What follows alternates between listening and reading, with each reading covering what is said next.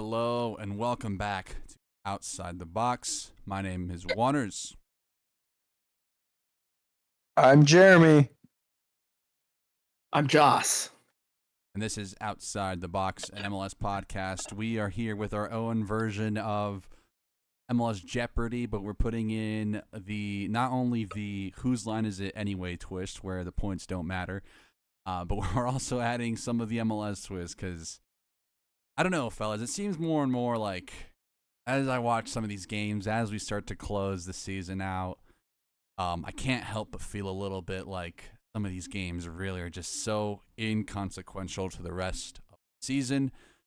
I'm gonna turn it over to you, fellas. How are we enjoying before we even get into it? Because I know I brought in the Jeopardy stuff. We have some categories here. We have bottom feeders, playoff races, transfers in, transfers out, and shield race. We're gonna go to each topic here worth 5, 4, 100 points, but I want to get like a little temperature check on the fellas. I want to first start with Jeremy. How are we feeling about this season? And as it's kind of setting to go into the final closing stages of it, like what is some of your big takeaways so far? You labeled this little game as Jeff Parody, and it's the perfect name for the way this season has gone, because the Shield race is still wide open. The playoff races in both conferences are still wide open. There's still going to be a lot of shuffling. One team isn't just running away with anything right now. And it's why I'm really excited to get into like what's been going on in the summer transfer window, because there are some teams that their business in this window is going to define the rest of their season, whether they were close to the top already and were gunning for the Shield, whether they were in the mid pack of whatever conference and are just gunning for one of those top 4 spots, or if they're just a bad team that's not going to make the playoffs and they're already building for the future.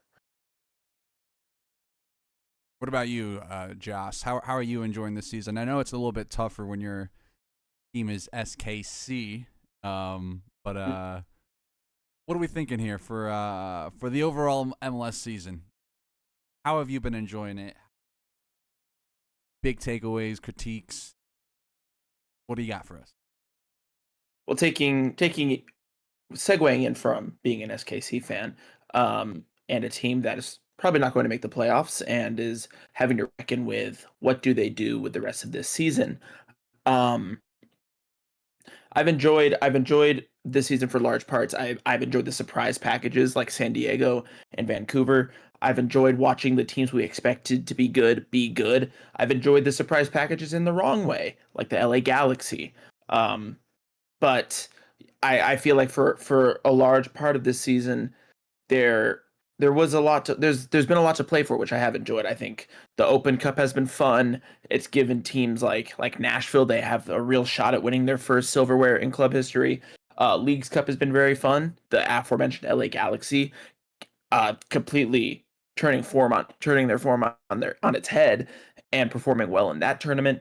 And then in MLS play as a whole, it's like I said, it's been fun to watch all the different surprises and see how the predictions have panned out, and maybe the ones that I got right, the ones that I got wrong, and seeing overall how much this league has grown.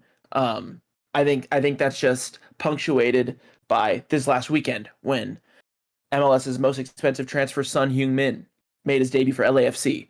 And I think that's just it's crazy. It's crazy how much this league has grown. It's been very enjoyable to watch. But yeah, now we're hitting the business end of things. Summer transfer window closes in a couple of weeks, so teams really need to take stock of where they're at and their goals for the rest of the season. And their goals for the rest of the season may be just preparing for next season, understanding that it's a wash and it's time to regroup or carry on that form. Teams are faltering. Teams which were faltering are no longer faltering. It's been a fun watch. I like to hear both of you sound off on some good of the league, because I do think this season has been a very fun one. But for me, just as much as it has been fun, it's been a little frustrating.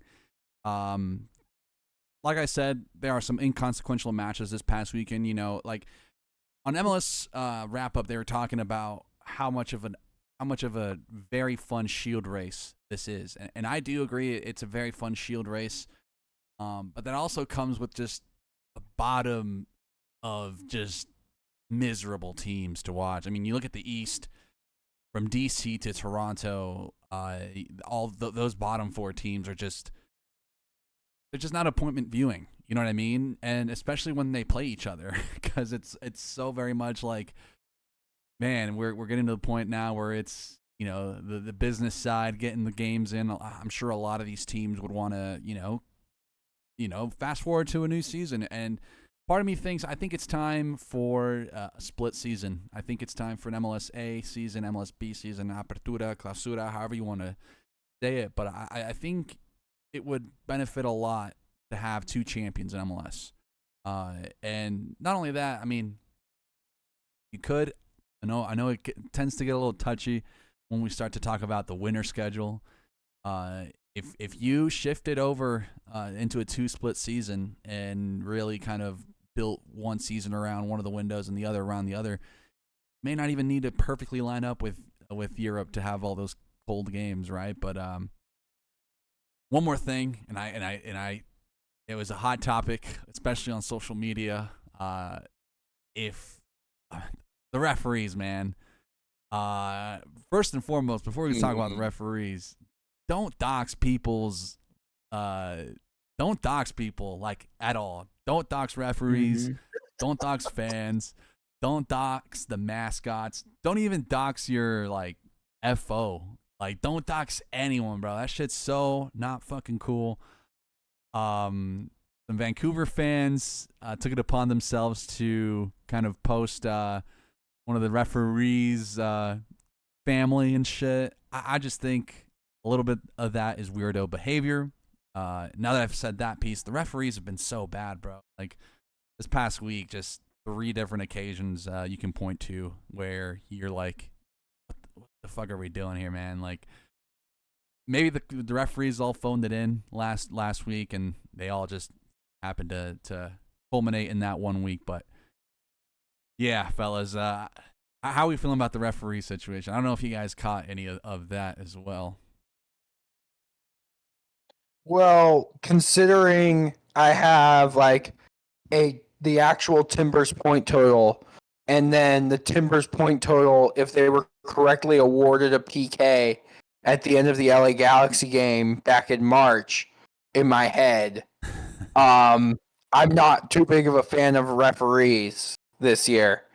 You know, I think that it's more of a sign of complacency with the officiating. And here's where I get like the most angry about it. It's inconsistency from game to game. So some fouls in some games could be yellow cards or even red cards in a different game. There is kind of a bias towards the bigger teams, even though Javier Mascherano, whose Inter Miami team has not been awarded the penalty yet this year, would love to disagree with me on. But the biggest one is just the way that a center referee, really is not confident in himself or herself in the case of Tori Penso to make a call on the field and instead let VAR get involved. Now, that's the biggest issue I have with VAR in general. The fact that it isn't like in case of emergency we have to use it. It seems like it's being used for when referees just absolutely miss something that they should have gotten. But yeah, it's mostly just the inconsistency. You shouldn't be doxing referees, obviously. Like, it's perfectly fine just to boo them in the stadium. But yeah, that's part one. Part two is because I'm a pool reporter, and pool reporters have, I guess, the privilege, if you want to call that, of asking referees post-game about the calls that they have made on the field. Referees phone those answers in all the time. All the time. I remember specifically Joss. Do you remember that SKC Portland game earlier in the season at Children's Mercy when Anthony gets, I believe he got speared, is what I'm going to say. He got full cleated by Joaquin. Joaquin. Yes. Yeah. And Daniel Sperry, excellent reporter, by the way. We collaborated on the pool reporter questions for that game, and we got a whole bunch of nonsense, including the same answer twice to 2 different questions. So it isn't so much about like, oh, they're bad. It's they're bad. They can answer those questions however they want, which is the only way they have of being held accountable. And nothing ever happens to them. Like if they screw up a call so badly, they get suspended for 1 week and they're back, or they get moved to like 4th official duty or some shit. It's the inconsistency, is the fact they don't give a shit. And I believe it was the Chicago Red Stars coach that I saw who went on.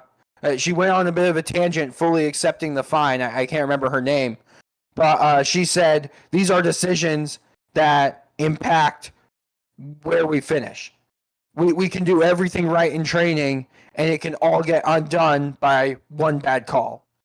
And she's absolutely right. And she's absolutely correct to eat the fine for that, because she said what a lot of other coaches are afraid to say, unless it's Peter Vermes bringing out an iPad.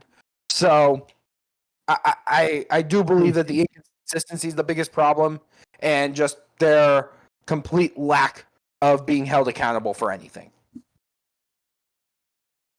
Yeah, I completely agree.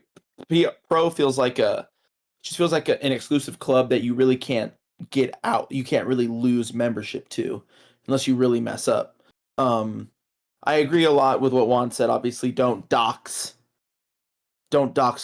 referees. Don't dox referees' families even. Like, that's insane. That's insane behavior, insane person behavior. But with that being said, there does need to be some more accountability, and I think that's not just in MLS. That's in leagues all over the world. There is kind of a refereeing issue. I've had my misgivings with games that don't involve my favorite teams. I've had misgivings with games that do, and as a whole, it does ruin the experience as a fan watching it if the referee makes the game all about them.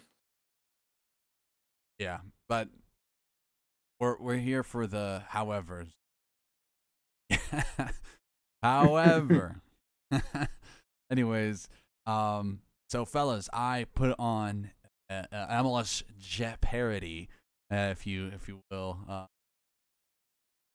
We're going into different categories. We have bottom feeders, 100 through 500, playoff races.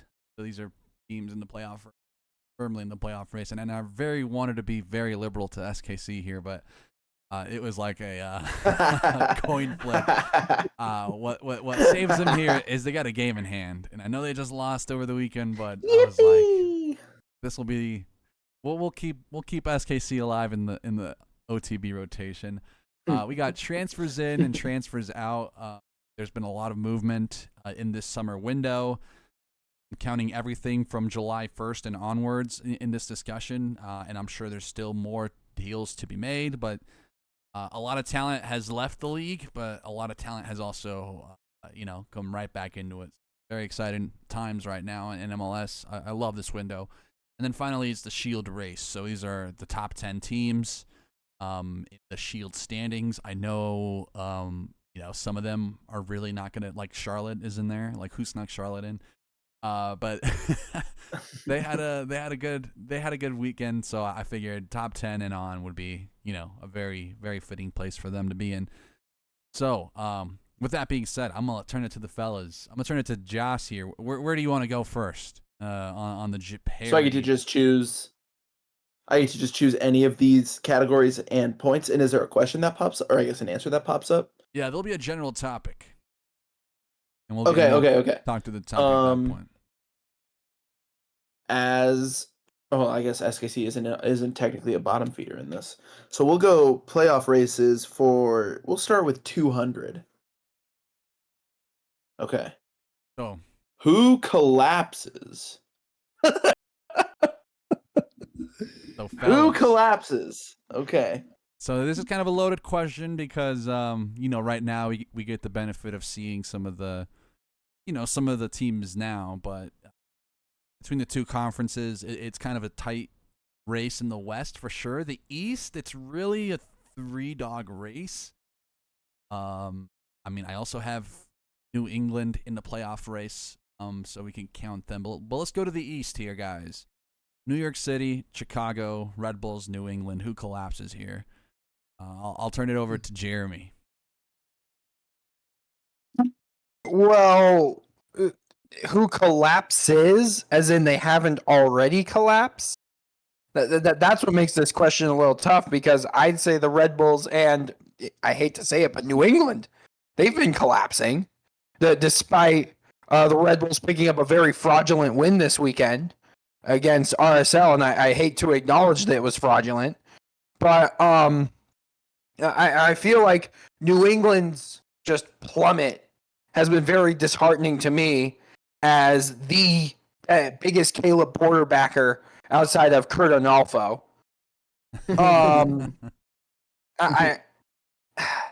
I mean, New England has already been collapsing. I don't like talking about the Red Bulls because they just bore me to death. Somehow they're still relying on two players in their mid-30s and saying they're going to take them to glory. So I'm not too hot on the Red Bulls either. But I don't think NYC's really going to collapse. And Chicago is still they're my guilty pleasure. I love the Chicago Fire. I can't get enough Chicago Fire. So I don't think any of these teams are in danger of collapsing because two of them already have. One of them is just mid, and mid could be good enough in the East. You don't know. And the other one is the Chicago Fire, and I have nothing bad ever to say about the Chicago Fire, except for this past weekend. I'm still not a huge Jay Davila fan. I'm with Juanners on this. You gotta start Romanike Kwame. You gotta. I think he was out. Might have been out this past weekend. Oh, he was out. I don't remember, but yeah, he's class, bro. I'll turn over to Josh. Are you looking at anyone above? Because I know I said the 4: New York City, Chicago, Red Bulls, New England. What about Charlotte and Miami? That's kind of where my brain took me, Juan. Okay. Honestly, tell me if because either of these teams you see collapsing. Thing is, Charlotte. If we had posed this question a month ago, Charlotte's the easy answer. They were in the midst of a terrible drawn, no winning streak. And things were looking sour. Wilfred Zaha was looking like Wilfred Zaha has, and there was just a lot of question marks, I think, around how well built this Charlotte team is. Can it withstand such a run? And then they went, I think they're on a 5-game winning streak. So they've kind of done the opposite of collapsing and have actually built up a really, really full head of steam. And it's been really impressive to sort of watch. I mean, take away their Leagues Cup performance, obviously losing to Juarez and Chivas on pens. But overall, I think that they've actually built a full head of steam and are climbing pretty steadily. Now, Inter Miami. That's a team that I'm looking at, especially after the result this weekend. A 4-1 loss at your rivals at Orlando? That's tough. That's tough to take. Now, granted, again, no Messi, right? So there's going to be an asterisk besides this. But I think for a couple of reasons, just because Miami have underwhelmed. They've underwhelmed. They've gone out and they've got Messi, they've got Suarez and Alba and Busquets, and that's not even mentioning Segovia and Falcone, and not playing that center back. Who's the center back that we Aviles. Aviles, yeah. Not playing him, so there's you're like, this is a good team if they make the right decisions. And then that's not, Rodrigo De Paul has come in and to follow Messi around. So there's still a lot to look at. with this team. Right. But overall, I think it's just an underperformance for most of the season. And I think if they're already kind of at the point where they're not hitting the right levels that we're expecting, and anything below kind of where they're at right now could be seen as a collapse. They're hitting a run in right now. Inter Miami have, if we take a look, they play the Galaxy in their next game, which, you know, at home it should be a pretty serviceable win, but this Galaxy have kind of resurged a little bit. And then after that, they've got DC United away. They've got Chicago Fire at home, which should be a really good game. And overall, I think Miami are going to make the playoffs. I think they're going to be fine. But when they hit the playoffs, I think that's where the collapse happens. I'm really not moved by this Miami team as a playoff team. Yeah, and I think more and more I kind of affirm the belief that the Leagues Cup was just made for them. Yep. And I mean, I think they'll make a hell of a good Leagues Cup winners, and that'll be the hype that they need. But ultimately, I don't think. I'm with you there. I'm not jazzed about Miami. But I do think the games in hand are going to be so pivotal for them. I am very fine in a world where this is our Eastern Conference playoff team. Like if you were to end the playoffs and if you were to start the playoffs now, I would feel very, very happy with the teams in here. More importantly, I think rooting for Chicago here is kind of the ultimate, like, can they do it? Can they not? Of just years without a playoff appearance. So that's going to be one to look forward to following along. A much harder conference, and not just because of quality, but just because of how much more parity there is in this side. From 4 below, Seattle is 4 points clear of LAFC. But LAFC in 5th to RSL in 10th, 6 points separating them. Got Dallas and Houston with 28 points. And SKC, who do have a game in hand, on 9th and 8th plays Colorado, all the way down with 24 points. They need wins fast. But in terms of who collapses here, I'm looking at teams above the line, because this one I'm a bit more, you could shuffle them, and I would really, I really don't know from there, what you would do. But I'll pose the question to Jeremy: who collapses in the Western Conference? And if you're gonna say Colorado, leave that to me. I mean, it's tough because when you look at like just the recent form of all these teams, Colorado's the obvious pick, but at the same time, I'm kind of convinced by Austin now. I hate that I have to say that.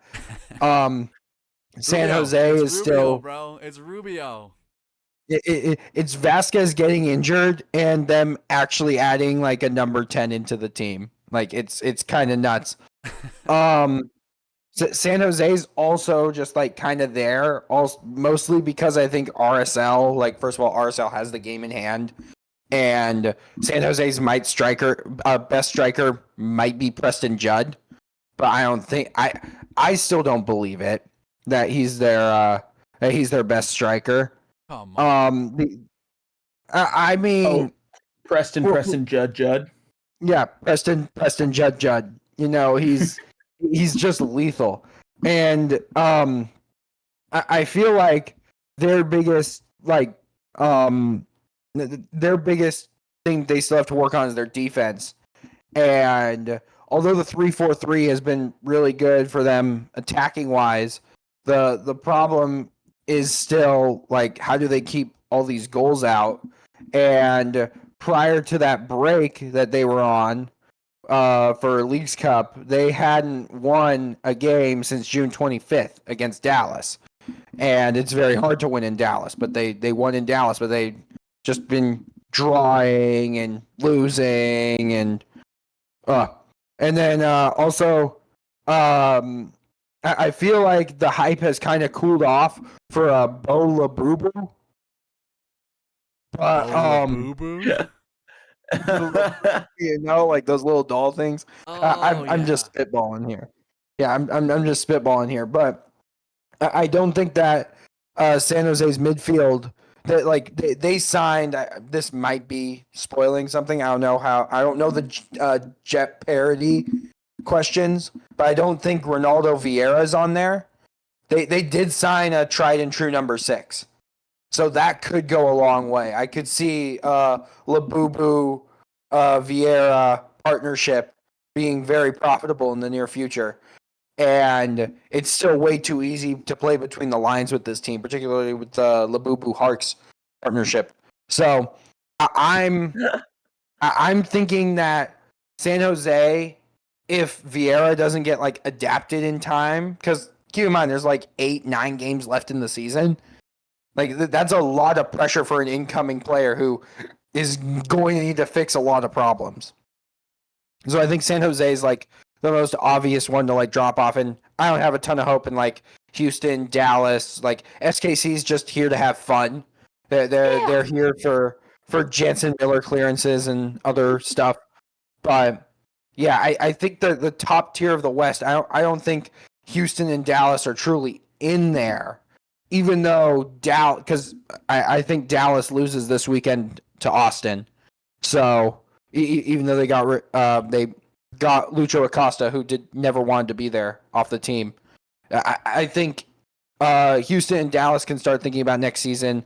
RSL is still going to keep pushing, but like it's in between San Jose and Colorado to drop off. And based on Colorado's last performance this weekend, hey, you never know. You never know about the PIDs. I did not see that coming from them. Well, I'm glad you brought him up. I want to talk a bit on the Rapids, but throw it over to Joss on who he thinks might collapse here in the West. But for the Rapids, it's very simple. I mean, I think the defense has got to really hold up here, because otherwise, if it doesn't, it's gonna be a long season of table watching. Like right now, it's not a table watch. San Jose with a big result. They kind of make a strong case for themselves. Maybe if it was a bit fraudulent too, the way they did it. I mean, they still rallied though, and that's kind of what I haven't seen from Colorado just yet. We saw it in the Leagues Cup when they beat Santos when they were down when they were equalized 1-1. So we kind of need to see more of that like resilience or that game-winning mentality from the Pids before I can like really believe that they won't collapse here. Austin, I agree with your point there, and they have 2 games in hand, and that's another thing. RSL, Dallas, Houston, and SKC all have a game in hand on Colorado. Colorado will play SKC, and so you never know if SKC might get some momentum here. I don't want to false hope Joss too much, but that is a difficult fixture for the Rapids. If you meet SKC at the wrong time for this Pids team, I don't think they will. But no, they won't. They won't. But there are some spots in the season left where I'm like, come on, like please don't lose. Like their next match is against Atlanta, and I was so confident that the Rapids would not lose to a team like DC, only for them to go and lose to DC, that I'm like really hoping Atlanta, after all the Gaffer Ronnie bullshit I've done on this podcast, I hope I don't get Gaffer Ronnie by Atlanta this weekend. So like it's just kind of those games that I'm like, please just prove you're the playoff team that you are here. You know what I mean? But I'll throw it over to Joss. Who do you see collapsing? Are you as high on ATX as we are? I don't think anyone above Portland or LAFC are really crashing out. But what do you see here? No, I'm as high on Austin, and just based on their recent performances, and as well as I think San Jose have I think they're gonna have a bit left in the tank. I think they're gonna take it down to the wire on decision day. I think it's gonna be close. So by those standards, I think I don't think that's really a collapse for this San Jose team, just based on where they were last year and everything. SKC, I think they've already collapsed, so I'm not counting them in this, even if they're in our completely made up categories. I'm actually going to say, and I'm sorry to Jeremy, but the Portland Timbers are my choice for who will Ooh. collapse. What are we thinking? Like for- big collapse or like still make the playoffs but ninth seed? I think it's going to be a slow, silent collapse, and I think they'll still make the playoffs, but they'll get first rounded. Oof. I think they'll slowly fall. I think that they're still better than the teams below them are. I just think that their underlying numbers they're worse than they were last year. Like they're a worse team than they were last year if you look at their underlying numbers. They're really the reason that they've been able to maintain their place kind of above the playoff line is that they were limiting the amount of mistakes that were being made in their own box. And then if you watch the game on Saturday, there was a pretty big mistake in the box. That's called. I would One like that to had call Jeremy. that the Fluminense derby because both teams lost a Oh, player brother. to Fluminense. Oh, true. Jeremy, if you'd like to repeat to me what you said when Maxime Crepeau kind of just dropped the ball, literally. Oh God. So I was in Dallas for this game. Don't ask me why I went to Dallas. I still don't know. But I was sitting in the Toyota Stadium press box, surrounded by a fair amount of Dallas reporters. Credit to them. And Crepeau drops this ball in the box, and the first thing out of my mouth is, "Are you kidding me?" Yeah. So, I really don't. I think that that's just kind of what's been happening to the Timbers over the course of the season so far. They're they've just gone they're 2-4-2 in their last 8 games over the past 2 months. And since Pantemis got hurt, they're 5-6-4. So it's not like diabolical form. They're still getting wins and everything, but it's still the kind of form that has me thinking there's a collapse sort of waiting to happen. There's initial rumblings before the earthquake, and maybe it'll be the earthquakes who benefit from this. I just came up with that. Whoa. Quick question. Can I on this. offer a quick rebuttal / agreement? Yes. So the reason why I'm a little bit in agreement with you is because of the games that they haven't played yet. They haven't gone to San Diego. They haven't gone to Vancouver. They haven't gone to Seattle. So they still have 3 very tough in-conference road games. They still haven't gone to Houston yet either, which is just a place where dreams go to die for Portland. But if I may offer a quick rebuttal, they've been playing pretty much the entirety of this season with one DP.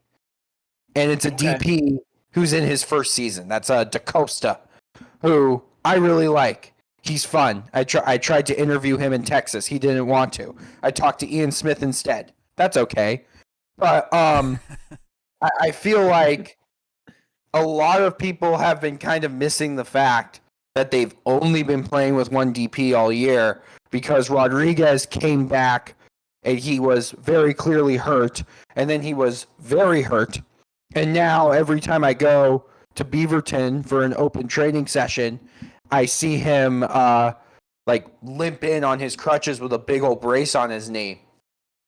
So I do believe that their DP situation has gotten fixed. They signed Christopher Velda from Olympiacos. Now, once again, I don't know if that's on the transfers thing, but I feel like it's a pretty big move that isn't getting discussed a lot. It hasn't been announced yet, but he was in training today. So they found a DP winger to replace Rodriguez, and they're kind of at the healthiest they've been all year. Because even though Rodriguez is out, they have a DP in to replace him. They got Felipe Carbaggio in on loan. Anthony's a back. very good player from the very good, very fun player from the Red Bulls who's going to add a lot of things that they're missing, most notably the willingness to take a shot from outside the box, which they did not do in Dallas. So I see the schedule and it gives me pause, but I also see the incomings and the strengthening of the team, and I'm thinking they're probably just going to hold pat based on the signings and based on who they have to play with those signings, like having to basically adjust on the fly for the final 9 games of the season. Yeah. Take that rebuttal. I will take that. I think that's a very good point. Well, that was going to be my question to you: is would them filling out more of their DP spots work as a little turnaround? But I mean, of all the teams in a top spot between both East and West, Portland does look like that team that could just falter out, find themselves in 8th, perhaps, But beyond that, I mean, do we want to go elsewhere? I think we got the who collapses question sorted here. Yes. Jeremy, where do you want to go? All right, let's take a look at the board. I will take transfers out for 300, Alex. All right. I think this is biggest outbound you will miss. Josh has got it up. Josh, do you have it up? Is it working? Yeah, I see it. Okay, cool. Making sure. You guys don't see it? I see it on my end, but biggest outbound you'll miss. And this is more so outside of the league. So, if you're a Cincinnati fan and you're going to miss Corey Baird going over to San Diego, that's not really where we're going for here. But No, I get that, though. I get that. Because of that Corey Baird WhatsApp meme. I feel like that is a timeless classic. I mean, R.I.P. Corey Baird. He never checked his WhatsApp. We need goals. Pat Noonan, we need goals. Who are you guys looking for here as biggest outbound miss? Maybe. I think George Campbell, but I know that's going straight to Jeremy's West Brom, so gets to enjoy it a different way. Patrick Agyemang as well, going to Derby County. Of course, Monsef Bakrar. I know how much we love him. He is going to Dynamo Zagreb. Left on that one. Oh, I just. No. And I'm gonna toss it over to Jeremy. Who is the big outbound you're gonna miss? I know I rattled off some. But anyone here you're gonna maybe Claudio Bravo? A little sentimental feel about Claudio Bravo? I could name a couple Timbers here, but not really. I feel like the funniest one is Luciano Acosta. Yes. Oh, right. So that is the funniest one. It is by far the funniest one. But I'm trying to think of just other players who have straight up left the league, and there hasn't been a ton of major exits aside from Campbell, aside from the ones that we've already mentioned. Saliba. Yeah, Saliba, that's another one. But oh wait, Bakrar actually did move. You bastard. Yeah. That's why I said it. Yeah, I thought you were kidding. Oh Lord. I'm trying to think of. I'm just trying to think of a player who left, who I'm very happy that they left, and I don't think any of these guys I don't think they fit the thing. I mean, Kevin Cabral, does he count? Because he's not going to be in the league. No one's going to pick him up. I feel like I'm not upset at all about George Campbell's departure. I think that's a great thing, and it's fantastic.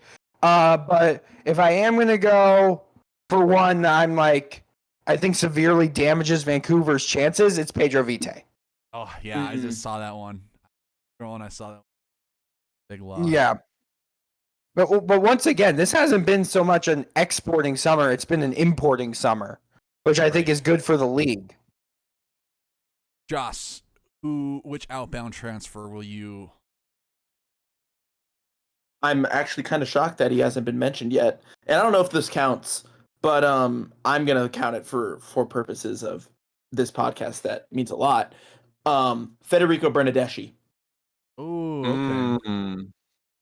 I think that's a huge miss, because I think for a couple of reasons. There's the comedic reason in that he was better for Toronto than Lorenzo Insigne was, and I don't think anybody was expecting that. Also, he was vaping in the locker room? Was that what he got in trouble for, or was it smoking? Oh yeah, he was vaping. The vaping. It was vaping. Italians. Very hilarious. I think we need more like that. We need more characters like that. I think of like Wojciech Szczesny in his Arsenal days when like he would get in trouble for smoking in the locker room. We just don't get that enough, I think. From a purist perspective, vaping in the locker room is hilarious. It's a hilarious thing to get in trouble for. It's the modern. So there's the fact that he was cigarette. better than It's the Insigne. modern cigarette. Yes, and it's like you don't even get the benefit of looking cool like you get with cigarettes. You just get like glass in your lungs, and then you have to go out there. You get glass in your lungs, then you have to go out there and get kicked by Lawless Abu Bakr, and it's like that. That's brutal.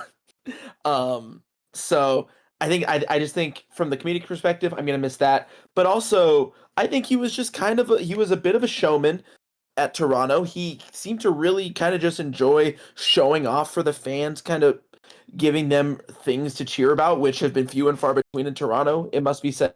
So I think missing that sort of like maverick personality, not having him not having him in the league for any longer, we're missing like we lost a maverick, we lost a receipt, we lost a it's like a Valderrama if we want to go old school with it.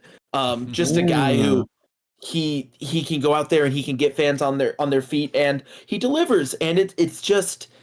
Overall, it was the Bernadeschi experience was a fun one, and so I'm gonna miss him, and I'm just gonna miss that era in Toronto. My one pick here, I know people probably not, but I had a lot of fun watching the player, man. Had that out. Hernan Lopez back to Argentina, on loan to Argentina's juniors. I know the Cones, I know. But I really liked watching him, man. He was also gave me those villain vibes, and the meme one I will also throw out is Oliver Giroud, who is now killing it for LOSC Lille. As funny as it is, but as Jeremy mentioned, it is kind of a big import year. Do we want to move on to another topic here? Should I pick it? Yes, it's your turn to pick. All right, Can you see my screen? Well, I have it on my own just because the recording started glitching out, but I'm following following along. Okay. I'm following along here, and let's go to bottom feeders. I forget which one, the order in which these have been placed, but let's go 400 bottom feeders. Off-season needs. Okay, so for this one, looking at the bottom feeders. We're gonna just talk through what they each need here, because moving forward, I figured this is a good time to put some of these bottom feeders away. We tried our best to talk about all the teams, but I mean, this past weekend we saw a very, very inconsequential match between Atlanta and Montreal, and in a 1-1 draw, and we're just not here to talk about what that means for each team in this season. But for St. Louis, I think they just need a manager in already.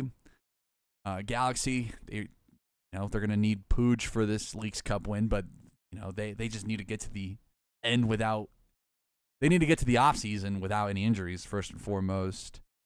I'll turn it over to you guys. What do y'all think the rest of the teams there need? Toronto, Atlanta, Montreal, DC. I'll start with Jeremy. Atlanta needs another $20 million signing in attack. Just one more. It'll fix it. One more lane, bro. One more lane, bro. Just one more attacker, man. Montreal, they need to buy a DP. Joey, we could help you run your club, and you're still too much of a coward to let us. But I would suggest to you, Joey Saputo, buy a designated player. Because once again, you have fun, young... number 10. Okay. Now, even though Caden Clark has looked a little bit good, he's still kind of a winger. So, if you can build something with Clark, Sealy, and Prince Owusu, who is unbelievable, and I love him. He's so much fun.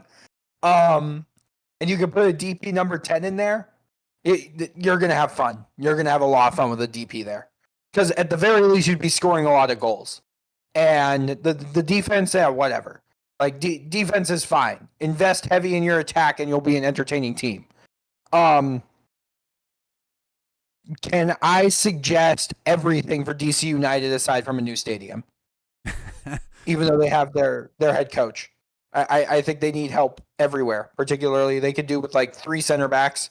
They could do with another holding midfielder. They need to keep the best player on the team, which is Gabriel Pirani. Benteke's been just a disappointment this year. So, yeah, they need a lot. But I think that's everything. But most importantly, Arthur Blank, if you are listening, another $20 million attacker will fix it. I promise. Yes, we're gonna go to you for Toronto and maybe any other team you wanna kind of really hype up here. But what do you see for Toronto? Because they did just get Georgian Mihailovic. They are kind of they're in a weird spot where they shelled out a big money signing and they're still just so far out of the playoffs. But what do you think they would need in the offseason here to kind of challenge for a trophy again? I almost said a vaping Maverick Italian, but I think that era is overall, I think it's over, and for good reason, as much fun as it was. So with that being said, looking at Toronto, there is a lot, I think, to I almost had a lot to like about Toronto. I don't really think that there's a lot to like. I think there's a lot to tolerate about Toronto. Ooh, okay. The Mihailovic signing, for example, I think it's a good show of what they want to do. I think, and this is something that I've thought for a little bit, but getting a talent from inside the league, it just seems to have a higher hit rate than going out and getting a big name from outside of it. And I don't think that's like a hot take. I think of like the amount of flops that have come over from bigger leagues, bigger teams. Your Gonzalo Higuains, for example. That was fun, right? I think Giroud. of Giroud. There's another one. I think of Insigne. And I think so to help Toronto, I think what they need is a revamp in transfer strategy. I think also Toronto's a bit of a hotbed for talent too. And they're known for kind of promoting from within. I think that they can continue doing that. They in this most recent game where they drew with the Union, I gotta remember his name. Is it Henry? Malik Henry. Henry. I mean, I liked. Yes, I think he was really good. And he got the assist. He came on the 76th minute, got an assist. According to like some of the sources that I was reading up on, he's like one of the better players in MLS Next Pro if you look at his underlying numbers. So I think promoting from within, I think that's a really strong model for them. And overall, I think that there's a lot to like. I think just revamping the transfer strategy, going for talents that know the league, maybe aren't the flashiest names, but are names that they'll do a job for you. They know what they're getting into, they know what they're doing, and Toronto maybe won't suffer so much, won't be so bad. I think Robin Fraser, I think he's the right guy to do that as well. Perfect. Any other off-season talks? Can I put SKC in this? Yeah, go for it. I'll allow you to self-deprecate your team here. New coach, new chief soccer officer, new scouting department. Our scouting department, genuinely, I learned this week. It's like 2 guys. It's like 2 guys, and they probably have a fucking tape cassette. They probably don't even have a camera. They probably just listen to the radio and are like, "Yeah, we're gonna go sign this." Yeah, I really think that they do shit like it's like 1871 or something. It's they need a whole revamp of the back office at Sporting Kansas City, and I think that that's going to come within the next 4 months, according to some rumblings that I've heard. So I'm looking forward to that, kind of seeing what's happening. I didn't realize how bare bones their back office was, and that's really scary. That's really scary to think about, because I think on the field, the team isn't drastic. It's not the worst team. I think in their most recent game against San Diego, I thought that they were better than San Diego. They just don't have Irving Lozano and Andres Dreyer, But I think they have players that could be there. if given the right support, if given the right supporting cast. Dejan Joveljic, for example, Manu Garcia, two guys that I think are among the best in the league in their position. So I really think for SKC, it's an entire backroom revamp. And I think that that's going to happen. But first, they need to go out and get a chief soccer officer to lead that. Let's move ahead here. Josh, do you want to lead off into the next category? Oh, yeah. Let me see. I'm going to do transfers in for 500. Let's get a 500 on the board. Who's next? Fellas. Who's next? You look at the global scene in the world. I know we haven't had our Paul Pogba just yet. I know he was looking at coming back in, but you look across the pond, across Europe soccer. Who's some stars you guys are thinking? I still think Griezmann finds his way stateside one of these days. The dude just loves American culture, and I just can't see how he doesn't end up on one of these big market teams. Give me Griezmann on Chicago. That would be something else. But I'll turn it over to Jeremy. Who's next, man? Who do you see coming into the incomings of MLS? I want an MLS team to be ballsy enough to sign Dele Alli this summer. Oh, yes. Good take. Now, here's why. I don't care what he's done in the past couple of years. What you have in MLS is a league that values the number 10. If you have a guy who knows how to play the number 10, Chicago, well, they don't have one. I'm saying the Chicago Fire should sign Dele Alli. That's basically it. Wow. I can sum this up right now. But it doesn't have to be the Chicago Fire, even though I'd love for it to be the Chicago Fire. I think that, but actually, no, I'm going to go deeper into the Chicago Fire because I think I've found something that can work. They don't have a lot of good midfielders outside of Kouame, Brian Gutierrez, who I'm still not 100% convinced of. A midfield three of Dele Alli, Brian Gutierrez, and Romanike Kouame. I can't stop thinking about it. None of their other midfielders have been the guy. None of their other midfielders will be the guy. I'm tired of seeing Gaston Jimenez and Mauricio Pineda over and over again. I'm tired of it.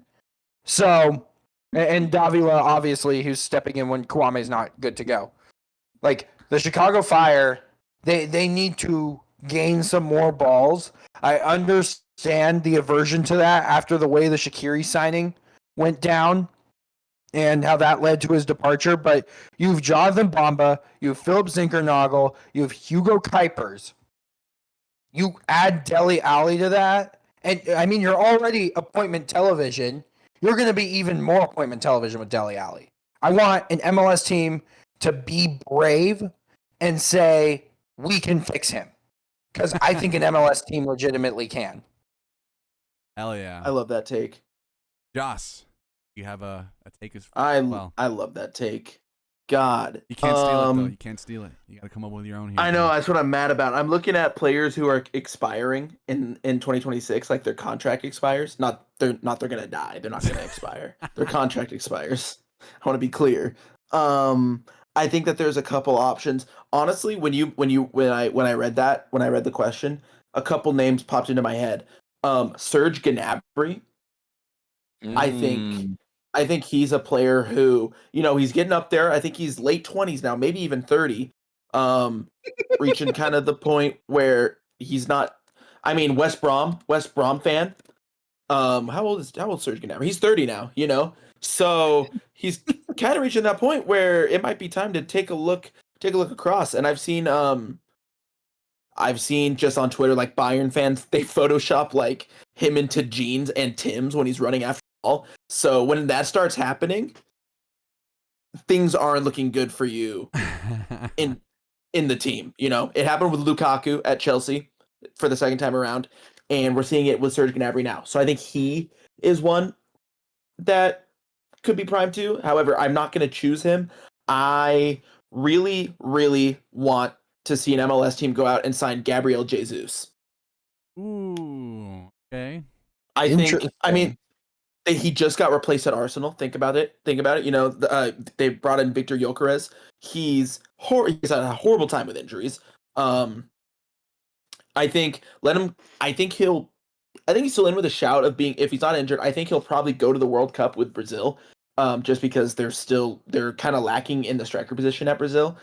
So I think he'll go, and I think he might go and be like, oh wow, whoa, look at America. Look, they know me, like they know who I am, but like I can live a pretty modest life and maybe not be so in the scene and not be constantly bombarded by media.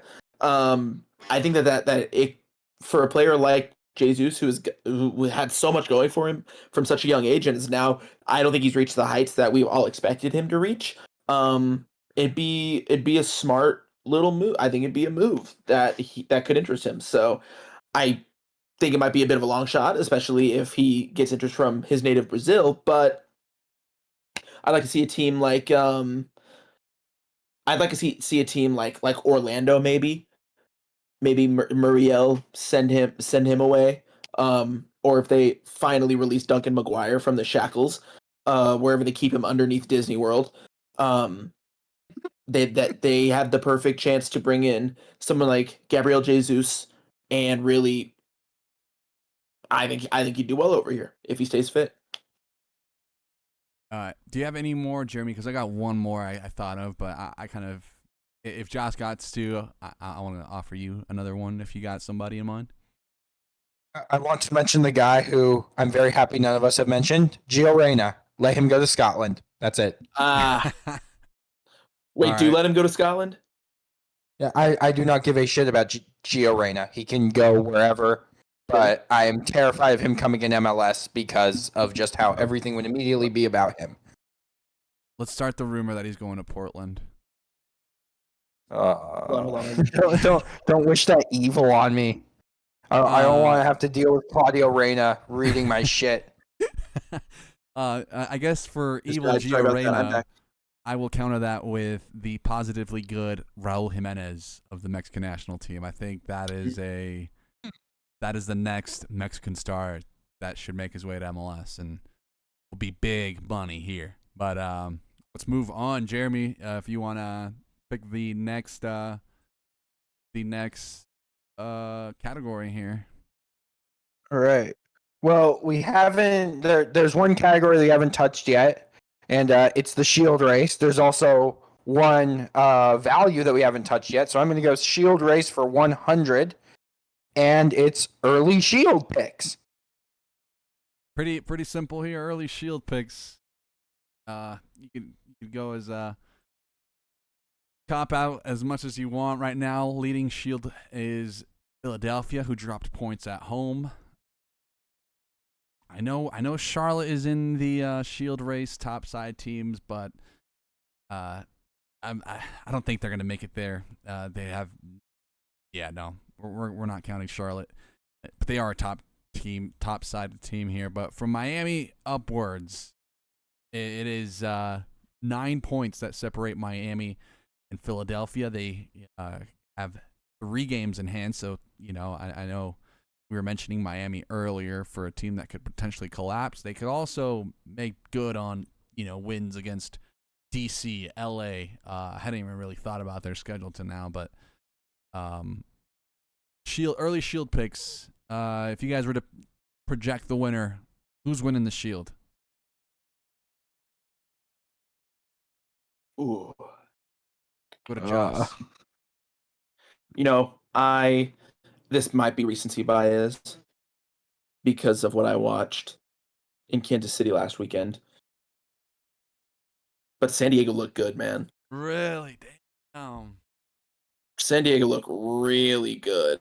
And I have been very impressed. I mean, they've been impressive. Like there's nothing else to it. And I think it's pretty easy to surmise. They have 2 best 11 attackers. They have a CJ Dos Santos, who's been a really good goalkeeper for them.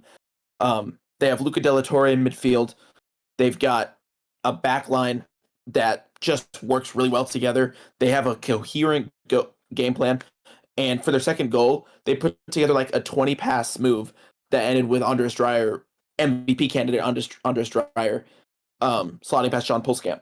So they might be the first expansion team ever to win the Shield, and I think it'll be fully deserved. Jeremy? Well, I have a quick thing to say about a few of these teams. I don't feel comfortable making a prediction on this, but I would like to mention a couple of X factors and something that I was very wrong about preseason.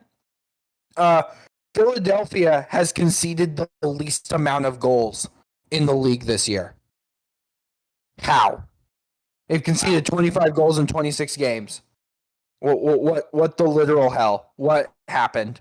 I was so convinced their defense was going to be so bad, but it's arguably been the thing that's been keeping them up. Good for them. The X factors though, Nashville's goal scoring wingers, because they don't have any. If we look at Nashville's stats, they've scored 43 goals in all their MLS games.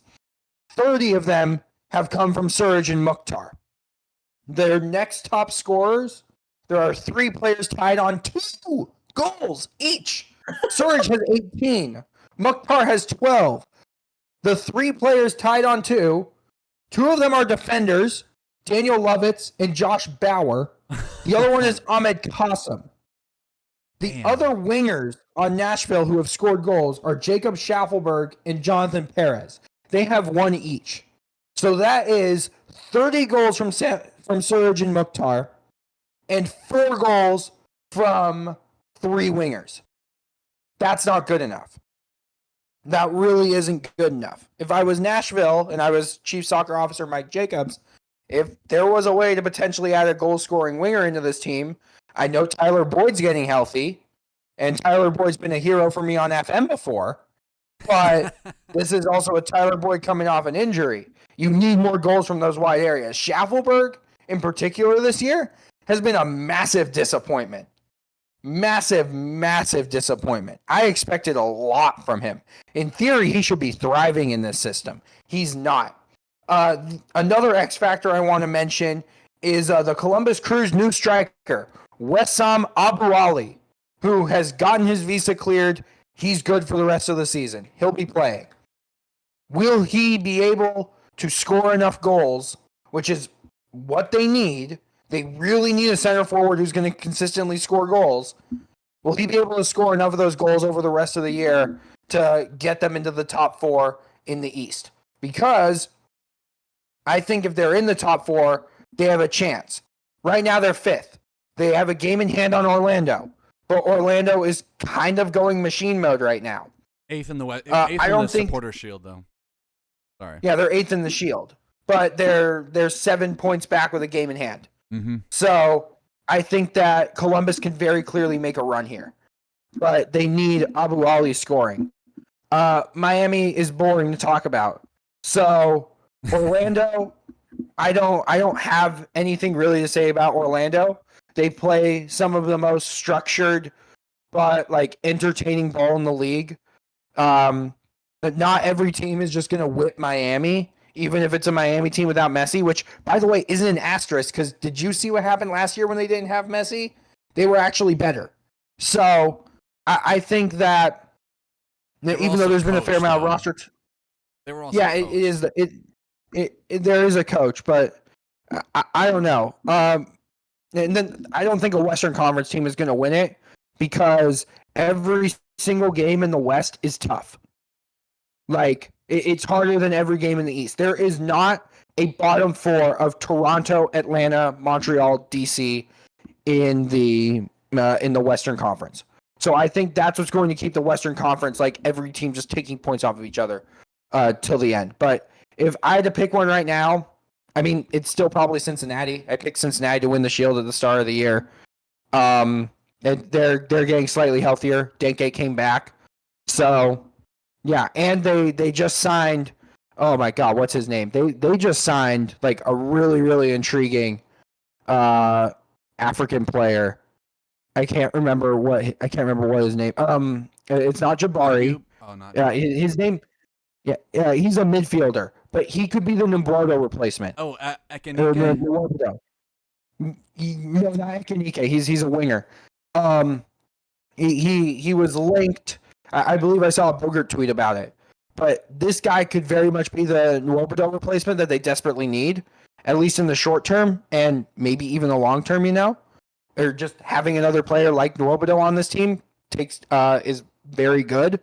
So once I remember this guy's name, I'll say it probably randomly while someone's in the middle of a point. But yeah, I feel like it's still Cincinnati. Even though I said at the start of this, I don't believe in any.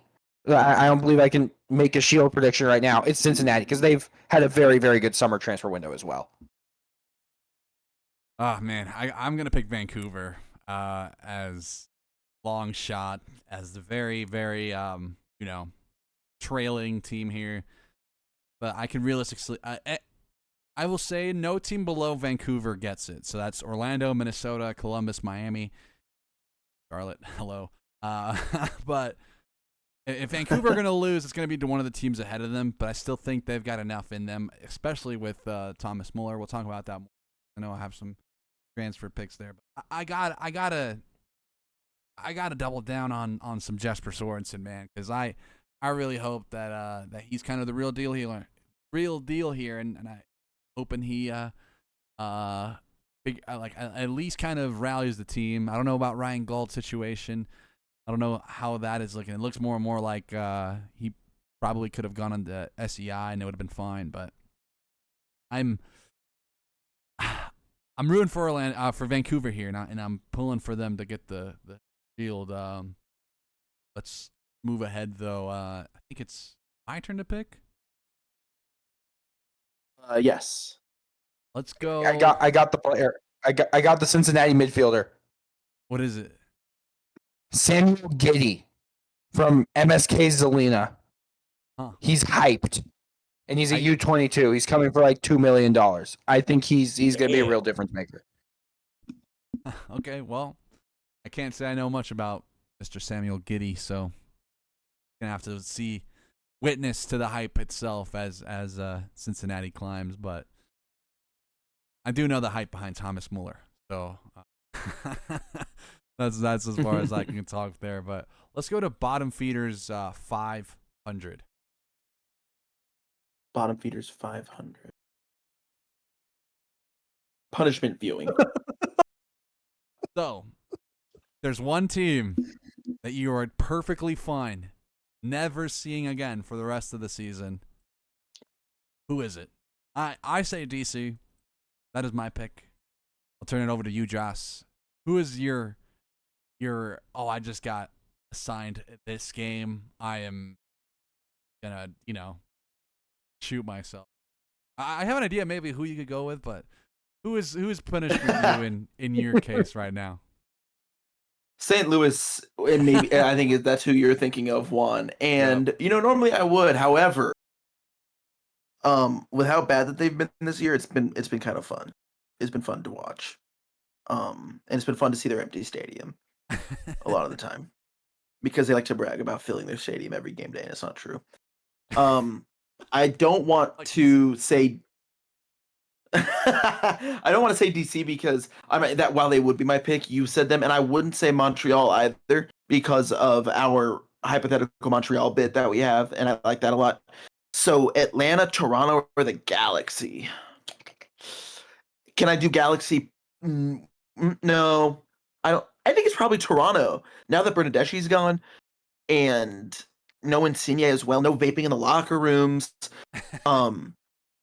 It's Toronto. They're bad. They are just bad, and there's no like even on bad teams, there's like usually a maverick you can look to and be like, oh hey, they're fun. They're making me want to watch this team. I think of like Carlos Gil in New England, for example, or Dejan Joveljic. like even Dejan Joveljic. Yes, I mean Marco Royce has been a little more fun this summer for the Galaxy. And with Ricky Puig back, I think he's been rumored to be coming back. He's fun to watch, but like I can't think of anybody for Toronto who fits that bill. So for me, it's Toronto for the lack of maverick. This is tough, guys. Because my default pick isn't even a bottom feeder. I It's know. New York Red Bulls. Oh, okay. I'm going to It's say Seattle but because that's also a strong pick as well. yeah, but once again, it's not like in the same vein of like you never want to see them again, because like they're doing things, even though like whatever they're doing things. My I also don't want to pick Toronto because I think Mihailovic is box office still, and Davy Flores is the Maverick. So I'm still kind of on the Toronto. Like I'm not going to immediately turn off a Toronto game. I'm not also going to willingly turn it on. But like if it's the only game on, I'll be like, yeah, sure. What's Georgie up to? What yellow card is Davy Flores going to earn? Yeah, it's still the New York Red Bulls, and they're not even in the bottom feeders. It's just I'm tired of them. I want that stupid playoff streak to come to an end this year. They are so undeserving of a playoff spot. They provide no joy for anyone, not even their own fans. And their pitch is garbage. And Sandro Schwartz said that in their last press conference. It's still New York Red Bulls. But out of the bottom feeders, yeah, probably DC. But I mean, I also can't say DC with my whole heart because of Pirani and Peglow. So it's tough. It's tough. Yeah, I would say the other one is ATL. The only thing that keeps ATL alive for me is Gaffer Ronnie, that meme that we have on the podcast. But beyond that, it is Atlanta are a Schadenfreude appointment viewing, but there gets to a point where it's not as fun anymore. Like seeing Galaxy collapse is still fun because they're not gonna be down here forever. But Atlanta, it's like they're not often down here, and now that they are, they're like making it less fun. Especially like with like the 1-1 draws. Like, just let my homie Montreal win, bro. Like at home, bro. But let's move ahead. I think Josh has got the next pick on the Jeopardy category. Let me think. I'm trying to remember which ones we've done and we haven't done. Did we do transfers in 400? I don't think we did. No, Transfers in for 400? we Yeah. have not done it. We have not. Okay. Cash for. So this one is just kind of a checkup on the cash for on the new initiative. Really wanted to talk off the heels of Acosta because it felt like out of all the teams that could have used the number 10, Dallas was not it, and now they're trying to play out of their 3-4-3 there. But overall, I'm not gonna doubt the move here, right? Like the rule change. I do like that the teams here have benefited largely from the cash for window. But I kind of wanted to pull it up to you guys. Who are some players in the league that you would like to see move in between different leagues? Maybe a shakeup. I know I brought up Carlos Gil as a prime cash for player that a team should go out and definitely get. Recently, Mihailovic was a cash for player, and the Rapids also had another cash for in Teddy Kudipietro. We have Dejan Joveljic as well, who, despite SKC not necessarily getting results, I still think that is a very positive move for the league in keeping talent, right? But we've also seen it the other way with Acosta. Just kind of some cash for candidates, guys. Some general cash for takes. How are we feeling about it? I'm very much neutral about it. Very happy for where it is in the league, but I still feel like we have yet to see a big, use of this mechanism, pop off. Really, I'll go over to Joss. Any cash for takes? Any players you'd love to see make a move elsewhere? I think like I agree with a lot with what you said, Juanners, in that I think it's a very positive move for the league, and this is someone coming from a fan of a team who directly benefited from it in Dejan Joveljic, and yeah, it keeps talent here, and it gives more options for a league that is relatively restrictive when it comes to their transfers, and who you can sign and how much you can sign them for. In terms of seeing some cash for players, cash for players. That's what I'm going to call them.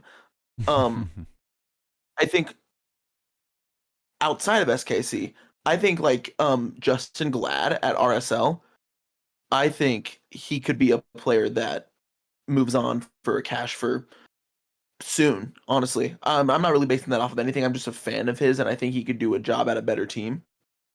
I think of like how Chicago signed Jack Elliott, and I think a move like that. He's 28 now, so I'd like to see him get a move to a better team.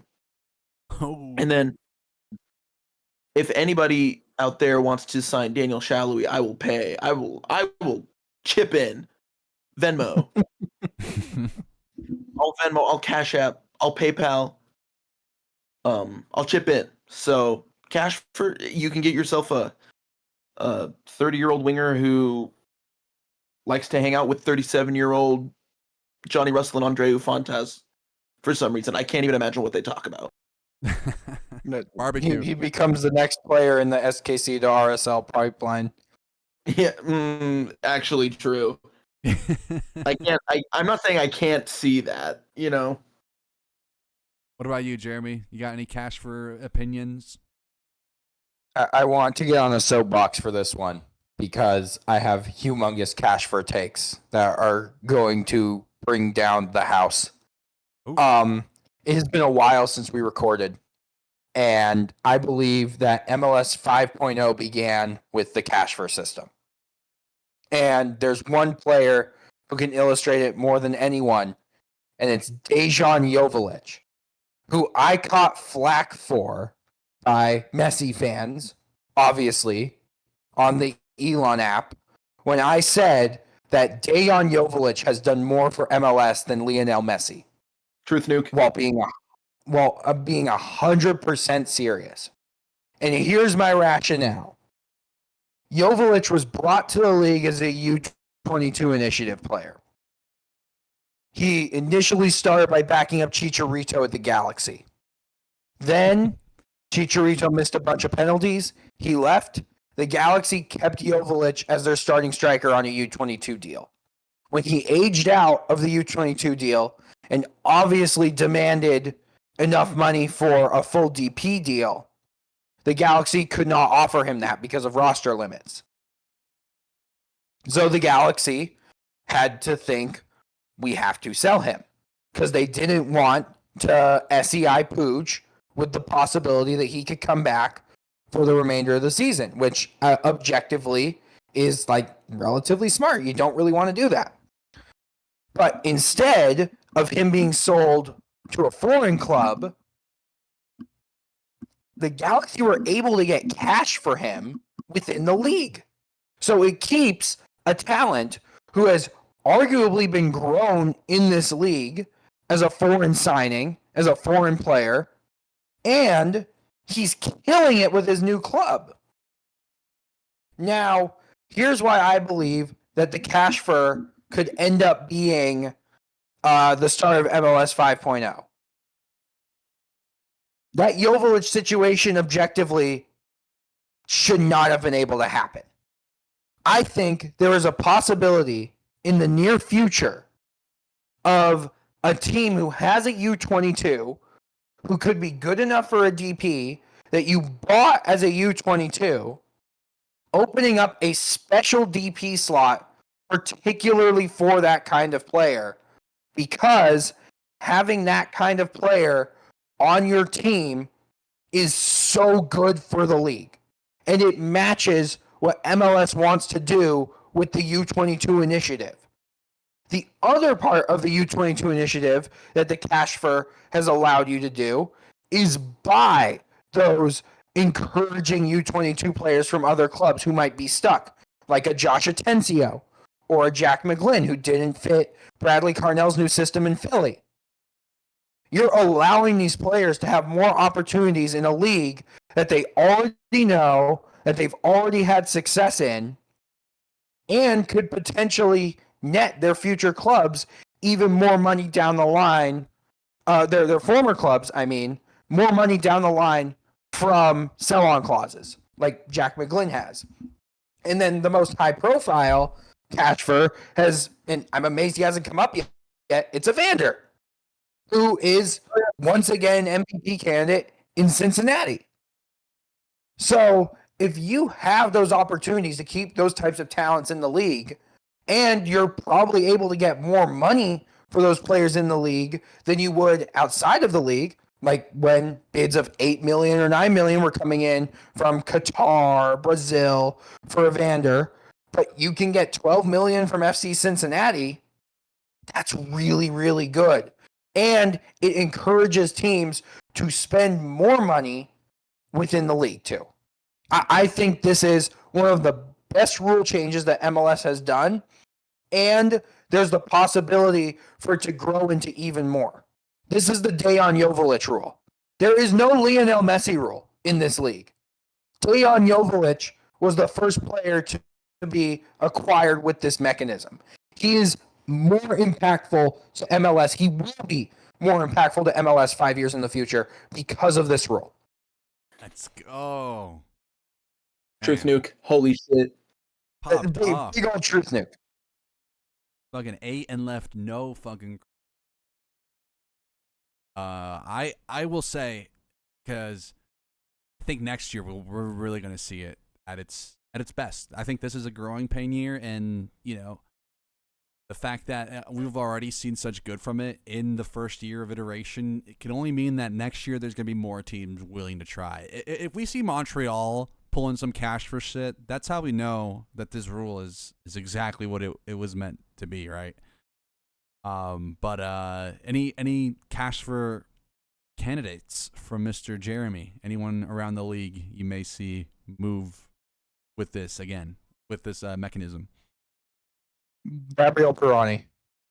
Okay, I Yeah. think I mentioned it. I'd love him on the Rapids. I think he would make sense on the Rapids, but. Whose turn is it to pick? I think that's. I just picked. Okay, Oh, so it's mine. It's mine. Jeremy, Whoa. just to I have to refresh. calm down. I got bottom feeders 1, 2, and 3.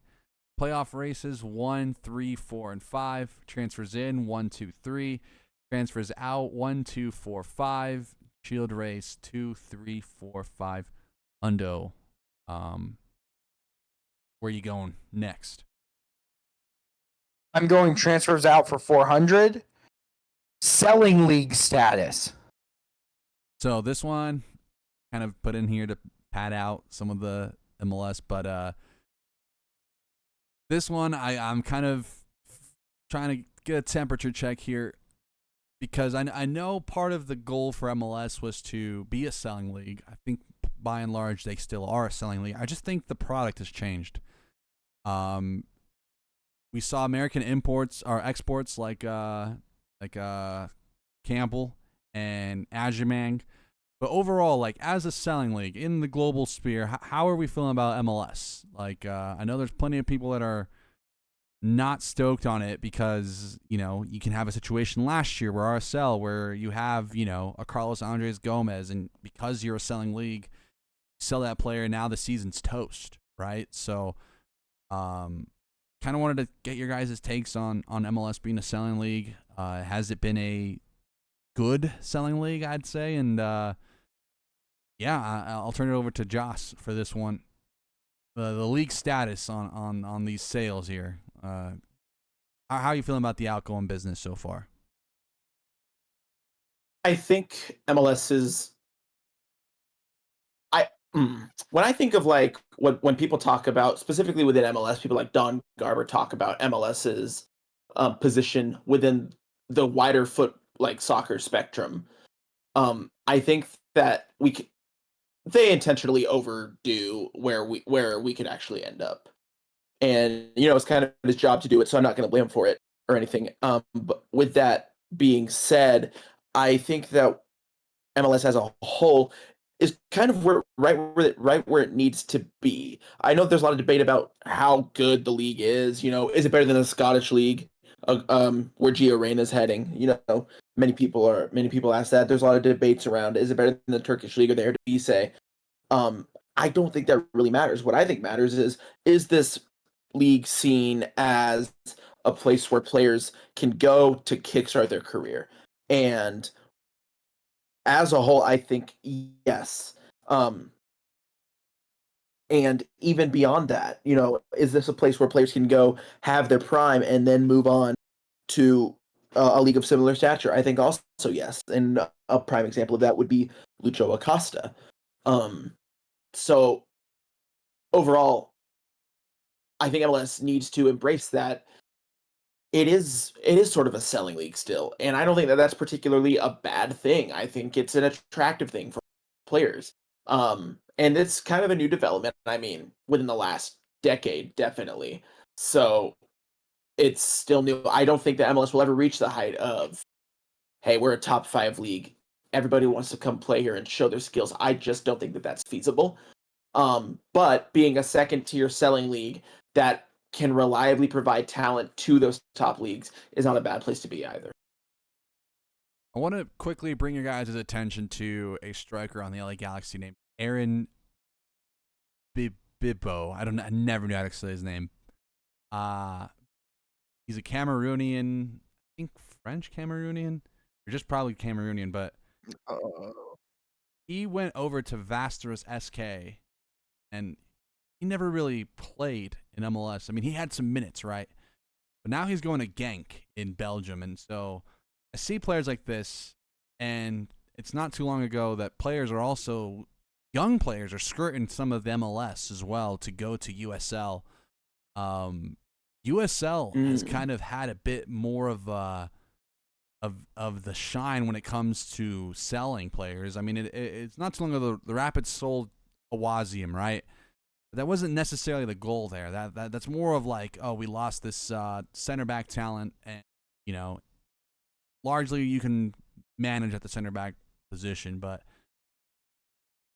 MLS is also selling to Liga MX, right? Like Pedro Vite leaving to Liga MX is like, it kind of goes back to that similar stature in league.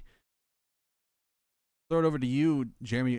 What are your thoughts on that? Like we haven't really seen teams sell to. I guess the biggest export right now that's cooking, and that's going to take a minute, is Kevin Sullivan. But like, I guess there's like a lot to this. There's like the developmental side of it as well, because I'm sure you can probably see enough of Sullivan at MLS Next Pro. But I can't help but feel like that is also like where we're seeing a lot of sales happen as well, is that those lower like divisions where players are just like, yeah, I'll have like literally a cup of tea here and then move on. What do you think about that, Jeremy? How are you feeling about the league as a selling league so far, and what are your thoughts? That Galaxy point's actually a pretty good one, because I can't remember the name of another LA striker who for LAFC who went to Bayern Munich in the winter. I can't remember his name, but it was kind of interesting seeing that move too. So it isn't just like the players at the top of rosters who are getting those European moves. It's other guys too. But I think for this summer, there's really only been like 3 selling league transfers. There's Aji Derby, which, like, obviously. There's Campbell to West Brom. Both of those are English championship teams. And then there's Santiago Moreno to Fluminense. Because ideally, and Timbers fans in particular have been going through the motions about this over the past week, since Santiago Moreno abandoned the team in Texas, which is what he did to force this move. But with all the dust cleared, the departure confirmed, and myself, who saw this like the day after it was reported that the 2 clubs had come to an agreement on a fee, I saw the positives here. As in, another player who was invested in as a U22 initiative player, who played 4 years in MLS, got a move to a bigger league and a bigger team It isn't Europe, but South America, with the way the MLS wants to recruit, selling to South America is not a bad thing, particularly to Fluminense of all clubs, who went to the semifinal of the Club World Cup, for God's sake. That's an in prime Santiago Moreno, who's 25 years old, going to Fluminense and is going to be the guy expected to replace John Arias, who just moved to Wolves for $20 million. And in theory could have gotten a Premier League move a lot earlier because that's how good John Arias is. So I am a huge fan of MLS teams, once again, using that U22 initiative, being able to sell players to foreign clubs, even though sometimes those players get a wee bit on their high horse and take to drastic measures to force the move. That's a good thing for the league. That's exactly another thing what the U22 initiative was supposed to be. So those are the type of transfers I look at for like selling club. I don't look at Luciano Acosta, Claudio Bravo, Pedro Vite. I don't think of those types of moves as selling league moves because Vite's move is lateral, like you already said. Claudio Bravo was buried on the Timbers depth chart behind a gargantuan Colombian named Jim Arfori. And Acosta just simply never wanted to be in Dallas. He always wanted to go back to South America. But since he couldn't find a club in South America willing to take him, so they sold him to Dallas when the cash transfer market opened. So I believe the more that teams keep investing in these U22 initiative players, I think next summer, when the interest really ramps up around David Martinez, we're going to have this conversation again. So yeah, I think that even though this has been a quiet summer selling league-wise, there's still been a couple of really good, like, upward deals for this league. And I don't think anything's going to surpass the impact of Miguel Almiron or John Duran this summer. But at the same time, those are the types of moves that you like seeing MLS clubs make, where they are selling players to a better league, more prestigious, giving them the chance to play in more prestigious competitions, which I do believe is the major thing holding MLS back when compared to the European teams, because CCL is not UCL. But yeah, and even also just to expand on this like a wee bit, what about like a Europa League for CONCACAF? That could be a lot of fun. I'll stop talking now.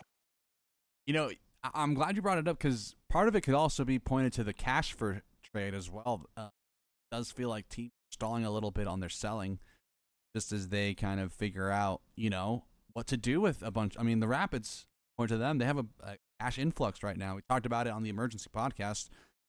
They have to spend it. They have to find a way to make the most of it. And, you know, whether it is, you know, a cash for investing in another U22, they did bring in Manyoma, so that's official.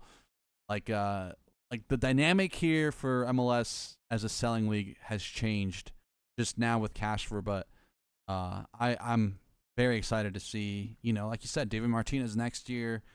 We got to see some of these young center backs make a lift. I think since Miles Robinson didn't, it's been kind of. I mean, Mark McKenzie not too long ago left and been right, but Jalen. I mean, I need it's good to see like George Campbell make the move there and kind of try and get out there.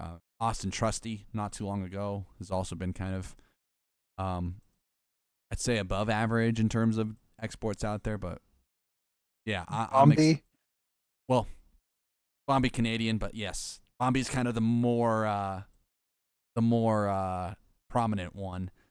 But in terms of American players, I still have yet to see a very strong, prominent center back leave MLS and come back, or at the very least, come back into the national team with all the reason to believe that they are that dude, right? Whose turn is it? It's never over for Eric Palmer Brown. True. I saw someone say all that SKC need to do for a playoff push is bring back Busio and Eric Palmer Brown, and I wholeheartedly agree with that statement. Yeah, I saw the fans are calling for Wilson Harris to come back, bro. You know it's bad when we're looking for USL players. Not saying USL is bad or anything, but We tried Wilson Harris, bro. Let's is it my pick or is it Jeremy's pick? Did Jeremy pick transfers? Jeremy I just went. Yeah, it's yours, Juanners. It's your turn. I'm gonna go to playoff races 500. Races. This kind of goes into the collapse, the conversation a bit, but looking at the table, looking at kind of how it's shaking up, if there was an early dark horse pick or a strong late MLS Cup run, I'm gonna knock out the top 4 teams. Let's say those teams locked in their stuff there, and I'm also not picking Miami here. But who's your early dark horse pick? I mean, not only are you thinking they make the playoffs, but they're also making a deep run. I'll go over to Jeremy. Who's your early, way too early MLS Cup dark horse pick? A team you see making it to the playoffs and getting hot just at the right time. Either conference. Either conference. Go ahead, tell them. I have 3. 2 West, because the West is more wide open than the East, and 1 East. I'm going to get the East out of the way, because you already know what the answer is. It's the Chicago Fire. Go. It's the Chicago Fire. I don't need to explain any more on that. The 2 for the West. I think Portland's schedule prepares them really well for the playoffs. More than a team like Austin, who does not have a very strong schedule for the rest of the season. Portland is going to be playing like playoff team after playoff team during the final 2 months of the season.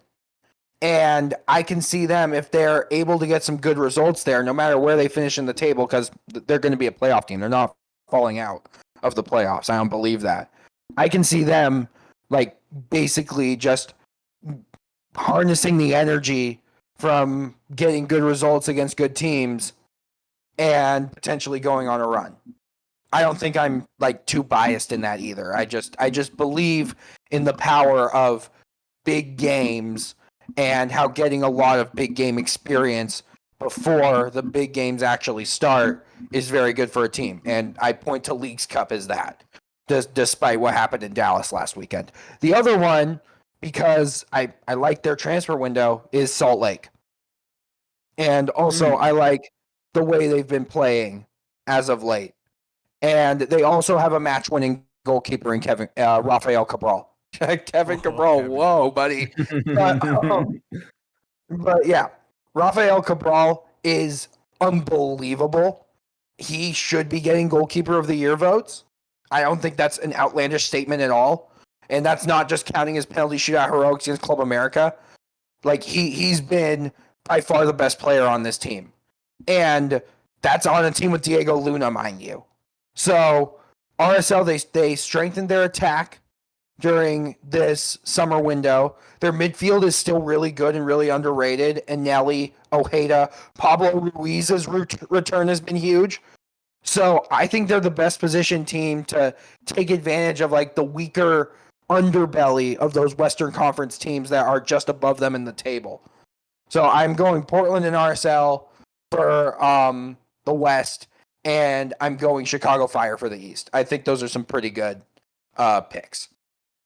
Joss, got an early MLS dark horse, MLS Cup dark. When you say you took away the top 4 teams, did you mean top 4 in each conference, Juan, or? Yes, because I mean you could realistically say any of those are dark horses, but I mean once the playoffs kick in, you'd expect all of them to have strong performances. Maybe 1 or 2 of those top 8. But I mean, you could say LAFC if you really wanted to. I think anyone but the top 4 plus Miami, because Miami's got a bunch of games in hand. And as Jeremy said, talking about Miami, is boring. Well, I really want to say Minnesota because I think that their system's the best set up for playoff ball. And to not lose games, I know they just lost to Colorado at home, but ignoring that, I think that they've got the best system to survive in must-win games. But seeing as they're third in the West and Juan runs this like a dictator, I guess I'll choose a different team. Of course. Yeah, this is what he does to us. You Jeremy has the team's girlfriend. You gotta stick on script. You gotta say SKC, bro. Oh, of course. I'm sorry. Please don't. I want to eat dinner. Gosh, it's hard. It's because you can't really say Columbus either because they're Columbus, and Chicago's a great answer. NYCFC are kind of boring. I mean, Charlotte's a fun answer. Yeah, Charlotte's an answer that I'm kind of like, oh, there's this is fun. This is cool. I mean, Toklamati's he's a fun player. And I think they could be given a dark horse because of their loss of Ajamong. So they've become a bit more of a question mark in that area, even though I think maybe like this season specifically, Toklamati's performed better than Ajamong has. Pep Beal, I think, is still massively underrated by anybody. Not a super fan sicko of this league. Wilfred Zaha is still Wilfred Zaha. I know he hasn't had the star-studded electric season, but he's still got 7 goals and 5 assists in 23 games. That's more than a goal or assist per game. Or every 2 games. So that's good. That's really good. And I think their defense is still strong. I mean, Junior Malanda not Junior Malanda. Sorry, Adilson Malanda, Tim Ream for the experience. They've got a good core, and Dean Smith is a very experienced coach. He guided Villa from the championship to the Premier League via the playoffs. So I think he's got playoff experience. I know Jeremy's booing. But yeah, overall, Charlotte. I think Charlotte are I think they're going to be I think I've kind of talked myself into them being my dark horse pick. But looking at their team and looking at all the experience that they have and all that they could do, plus they just picked up Drake Callender as well. It's a pretty good. I'm going to go with Charlotte. Dino Ball. Can I, since Daniel is not here, can I also add on to the Charlotte? Because I know he'd be screaming Charlotte, Charlotte, Charlotte right here. Gorno. Oh my God, he is good. He takes shots in all the right places because he's always in the right place to finish. However, there is one thing giving me pause to giving Charlotte the honorary dark horse title, because I think they're the team in the East that best fits the dark horse, but they need one more addition. They need a third midfielder. Who do you think? Need a third midfielder behind Bronico and Westwood, because Jibril Diani is not it. Eric Williamson does not fit what Dean Smith wants to do with his midfielders. He's the backup to Beal, as he should be. He finally gets a chance to play the 10. Petkovic is also a 10. What they need more than anything is a third, 6/8 hybrid. Yeah, kind of like another box-to-box who can be an upgrade on Diani. Then I am more bought into this team, because Calendar's an upgrade in goal. Their defense, even though their defense I think was a little overhyped last year, considering the underlying numbers basically put them on level with Portland, who had a terrible defense last year, guys. I firmly believe that if they just add a third midfielder, they'd be good. Kerwin Vargas' emergence over the past month has been really fun to see. So I like the horses that Charlotte has. I do. They need one more guy in that engine room, and I'm thinking, yeah, on the right day, this they could make a Red Bulls type run, like what the Red Bulls did last year. They could. I know Josh called them boring, but I'm gonna go City FC. Mostly because they finally got their Santi replacement in Nicholas Fernandez Mercado. And I'm a sucker for anyone with the last name Fernandez in the league, because that is my last name. So I do think Mercado is. I think he played 20 minutes in NYC's last league match. I think give him enough time and he can really be a force on this team. With among one of the youngest cores in the league, and I do hate they play on the baseball stadium. That's the only thing I hate about this team. Just tuning in to see those games. but NYC have been there before, and for a first year for Pascal Jensen, it's Pascal Jensen, right? Am I tripping? Pascal Janssen. Jansen, my bad. I think he's navigated this about as well as he could. And NYCFC, I mean, Alonso Martinez, we were kind of hyping him up over the weekend, and I just love that he came out of nowhere. He just started scoring goals and was originally a left wing backup because Bakrar was getting the start, and then Cushing was like, let's just have him up top, and he's just been quite the fun player up top, one of the best pressing forwards in the league. So I think NYC have got the juice, and they strengthen their team at just the right time here. So I haven't seen their schedule yet, but their recent game against Columbus got scheduled. So again, to baseball conflict issues. That is their biggest blight, and yeah. Let's move on. I think it's Joss with the pick, right? Yippee! I think so.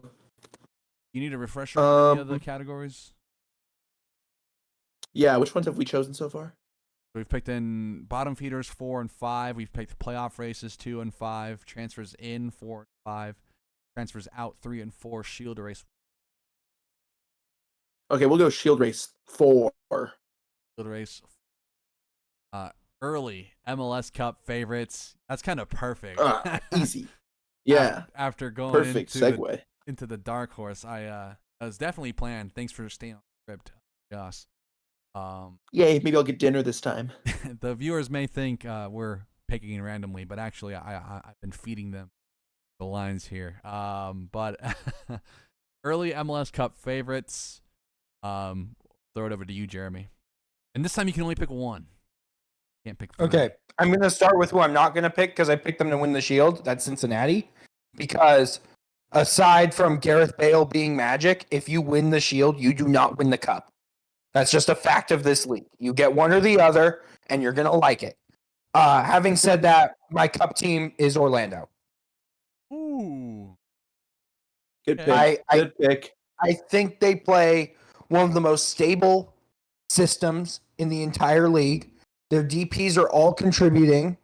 And Muriel, who's the weakest link, even though he's been on fire recently, you have Ramiro Enrique and Duncan McGuire behind him. You have probably the best striker room in the entire league. And you have Martin Ojeda, who's on fire. You have a really, really good midfield, which is still insane to say because remember, these guys lost Cartagena prior to the start of the season, which could have completely derailed them. But when you're getting contributions from a super draft pick like Joan Gerbet, and you've got Atuesta, Araujo still playing really well. You've got Dagger Dan. Freeman. Yeah, you've got Alex fucking Freeman, who's completely made Dagger Dan like a backup, and he was really good last year too. And even though you still have like you have Pareja's favorite son, Ivan Angulo on the left wing, you could probably strengthen that a little bit if you think about it. Or you could go to like some kind of 2-striker system. But also at the same time, the system is so good. It works. It's simple, but it's effective. And Oscar Pareja is very, very good at that. Orlando's been unlucky beyond belief in the playoffs in the past couple of years. They should have probably gotten an MLS Cup last year, but the Red Bulls fucking stole it from them. This is Orlando's year. Ooh, Joss. That is a compelling argument, Jeremy. I don't know. It's very strong. Well, my MLS Cup winner, and I think I'm going to get some hate from Jeremy for this, but I think it's going to be the Seattle Sounders. I get it. I mean, look, the Seattle team have not lost since June 23rd of this year, and that was to Paris Saint-Germain. Okay. Wins and draws. They had a really good Leagues Cup run. They dropped 7 on Cruz Azul, including Pedro de la Vega's goal. Oh my God. That goal from Pedro de la Vega. He didn't need to do that. You guys they were already dropping their nuts on him, and he does that? Jeremy just- Lin that's also had a mean. buzzer beater against the Toronto Raptors once, you know. Vegas sanity. I aspire to hate like Jeremy Peterman does. I'll be honest. But we talk about their depth. The thing that I'm worried about, is obviously no Jordan Morris for the time being. Is he out for the season? Do we know? He's out for a bit. He's out for a bit. Okay. Yeah, it's. I don't think it's gonna last the entire season, but he also has just been like beat up constantly this year. Yeah. So obviously that's a bit of a detractor for me, but Denny Musovsky has done a really good job filtering in. I think he's been a really smart pickup for them. They still have Albert Rusnak is still Albert Rusnak, and I've really liked seeing him in this deeper role. He's hurt. Sorry, Joss. is he hurt? He's hurt. But he'll be back in September, so he's not hurt for the season. But I mean, he's got 10 goals and 6 assists from this like deeper role that he's been playing for Seattle, which is just fantastic. Chris Roldan, they've got a bunch of experience all over the field. Stephen Fry, I mean, is he good too? I actually don't know about that. I mean, I know he was on the bench for the last 2 games, so I'm guessing he's okay. He'll be back. Yeah, he'll be back. And I mean, Brian he's one of the longest serving coaches in the league, and he's a very smart person, very smart individual. So Seattle as a whole are a really strong team, and I think that they are going to return MLS Cup to its rightful conference, the West. Can I offer one quick pushback on that? Oh, I would be mad if you didn't. Oh no, Seattle. There's now. I believe in the validity of the Seattle team. They're very, very good. They have players, particularly in the attack, who are going to keep them scoring goals. Because if De La Vega's having an off night, you have Paul Rothrock. If Paul Rothrock's having an off night, you have Georgie Manungu. So I believe in their attack, but there's one thing that is concerning me. Not really concerning me, it's concerning Seattle fans. Christian Roldan and Obed Vargas have been playing a gigantic amount of minutes this summer. Yeah. Like truly massive amounts of minutes. They do not have a midfielder behind them who can accurately fill in for them. Danny Leyva is fine. He's a number 10, actually. Joao Paulo's coming back from injury. He still isn't fully back yet. Yes, Snyder Brunel scored his first goal this past weekend. He's 18. He's not Obed Vargas. So when you're relying on 2 players in the most important part of the pitch, and you've been relying on them for the entire summer already, those minutes are going to catch up to them. It's the only thing that gives me pause, even though, yes, the Seattle Sounders are a very good team. I picked them 3rd in the West at the start of the year, pretty easily too, because I believe in the depth on this roster. They're a very, very good team. The problem is that one area where they don't have the depth right now is the area that they desperately need it. And there's been no rumors or rumblings that they're bringing in another midfielder this summer. That could prove to be a fatal mistake. Got 2 words for you guys. Wilfried Nancy. We cannot forget Wilfried Nancy, guys.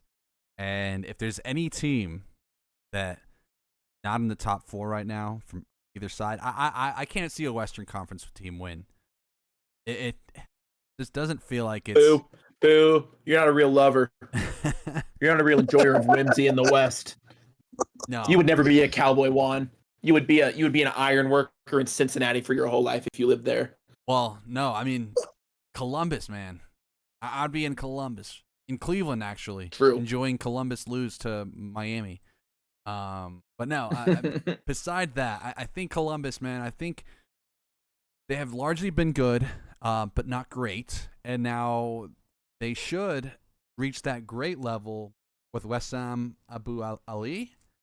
And I'm just thinking that unlike the Gazdag signing, I think this is everything for Wessam Abu Ali. It's funny because like my dark horse pick and my MLS Cup favorite did not play at all this weekend because of the rescheduled, and they're both like these are both the teams I could see in the Eastern Conference Finals, like when it all comes down to it. So I can't it's kind of what Jeremy said about Orlando being shafted last season. I think also Columbus to some extent got shafted there, and so I think if there's any guy that's going to come back with some revenge, it is Wilfried Nancy. And as he said, this is his best group of players. I'm sold. I'm sold on Columbus, even though they've been quiet. And I'm saying I'm sold on them even before West Ham plays. So I mean, we could also live in the reality where Abu Ali comes in and he's another flop. They can't afford for him to be a flop because Gazdag, I know he got his first goal recently. He's largely been flopping. Maybe Ali unlocks him as well. Maybe they round out in form, but everything you guys said about your teams, great coach and Schmetzer, great depth at Seattle, great system in Orlando. I think Wilfried Nancy does that a little bit better than both of those teams, and so that's my early MLS Cup pick. Want to move on, fellas? Where do we go next? I think it's. Well, hold on. Can I offer one word of rebuttal? Yes. I'm a big Columbus guy. I mean, I talked about it before on this, and I'm a big Nazi guy as well. And I know this is kind of counterintuitive to everything I said because Gazdag came from within the league, and Abdul Ali, God, I want to get his name right. What's the Palestinian striker? Alu Ali. What is it? Abu with a B. Abu. Abu Ali. Abu Ali. Is obviously coming from outside the league, but I just worry about bringing in a guy. Columbus needed a striker since selling Cucho in the winter, and Abu Ali's going to know that. He's going to know that there is some inherent pressure that's coming in mid-season to a league that you're not used to. I'm just worried that if it doesn't work out, then we'd be talking a little bit about a flop. So I'd just be worried about putting that much emphasis on this signing in particular. Man, that's why these last few games are going to be so much. I mean, that's why I think Columbus are appointment viewing because do they got the juice, And I mean, if there's, I wouldn't say this about any other team, but it's just Wilfried Nancy. Like that's where it comes down to it for me. It's like that, yeah. Like he's one of it's best the same argument, in the like league, Yeah, it's the same argument that I was kind of talking about with the San Diego and SKC game. It's like sometimes you have Herving Lozano and Andres Dreyer on the other team, and it's the same thing. It's like sometimes your coach is just you're gonna be coaching against Wolf, Yeah, I do sense that. It's just it's hard for me to pick anyone in the West, and in the East, it's like there's some, I guess some obvious picks, and like I don't know, some of these teams like it goes back to that Shield thing, right? Like the Shield leaders are some of the less likely to win just because by the end of it they may be gassed. We may get some of those surprise shocks. So I think Columbus is sneaking by, and I think that's kind of more my rationale there. But I believe it is my pick? Jeremy picked that. It's mine. Oh, okay. Jeremy, go ahead and pick. All right. This is fun, actually. Let's go transfers in for 300. And we have potential flops. Potential flops. Wanted to bring this up because Josh wanted to talk about some of these flops. He shared an article from Goals, so I figured I'd get the flops in. But one that made I'm going to read this top 10 real quickly, and then we'll kind of look across the league. We'll see if anyone's bold enough to kind of stake some claims on some flops here. But in number 10 is Oliver Giroud. Number 9 is Kamil Jozwiak. Number 8 is Luis Araujo.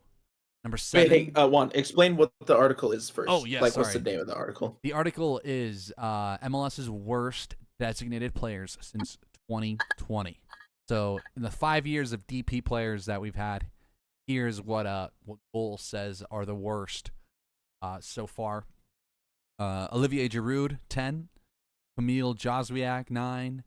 Luis Araujo, 8. Akeloba, 7.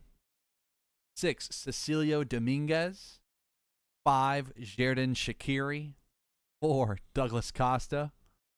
3, yeah. This is the good shit. Rodolfo Pizarro. 2, Lorenzo Insigne. And 1, Blaise Matuidi. I think Lorenzo Insigne is the biggest flop ahead of Blaise Matuidi. Yeah, they put Matuidi on there though because he was cheated in basically. Yes, that's why he got number 1. Which is funny, because now you see guys like Rodrigo De Paul, and you're kind of, raise your eyebrow a bit as to how that happened. Some early candidates, of course, I'll throw them out. Thomas Muller, of course, the age is going to be a factor, but I really don't think Thomas Muller is going to be a flop. Do we want to say, are we willing to put Rodrigo De Paul on the potential flop list? I kind of think so. I'm kind of leaning a little bit. Maybe he could be a flop, but I'll turn it over to. We'll start with Jeremy. Any potential flops that you're seeing here in the incoming window? This is tough because I kind of like a lot of these moves. Yeah. The one that has the biggest, I'd say, flop potential purely just because of expectations is probably Christopher Velda for the Portland Timbers. But that's because he's a DP winger coming in the middle of the season. But also there are other players on here that are Lucius Don Deedson, who's going to Dallas. He made his debut this past weekend. I don't know what the hell he's going to do. Let's see what happens there. He's got a hell of a name, guys. Lucius Don Deedson. Wow. The other part of this is the transfer window hasn't closed yet, and I feel like a lot of this business has been smart. There hasn't been any massive swings besides obviously the Son Heung-min, Rodrigo De Paul, Thomas Muller. It just seems like there's a lot of smart business here where teams are accurately filling their needs, not something where I'm just what are they doing? Even Tyrese Spicer going from Toronto to Orlando, that's something where I'm just what is Toronto doing? Right. I mean, I don't want to pick on SKC here, but Alan Montez probably seems like the biggest one, but how can you really put a flop tag on that? It's really weird. It's really weird. This has been a pretty good transfer window, but I think the most risky move was Portland signing Velda. It's interesting. I don't know what else to really say here. It's been a pretty smart window for MLS clubs. Vancouver, they lose Pedro Vite. They're replacing him with Kenji Cabrera. He might take a little bit to settle, but who knows? That could end up being another really good signing. Joss, you got any flops? I mean, Alan Montez is funny, but I don't think he's really a flop because I don't know what the expectations really are. I think a flop has to have some sort of expectation for it. Within the league, Jung Sang Bin, I know he scored for St. Louis on his debut, but I mean, I just wasn't that impressed with him in Minnesota. I think a lot more was kind of expected from him, and he never really delivered on any of that. So, and I mean, St. Louis paid $1.6 million for him. That's a lot. That's a lot for a team trading within the league, So, I think he's my pick. I've never been that impressed with him, and I think overall he leaves a lot to be desired. Can I quickly?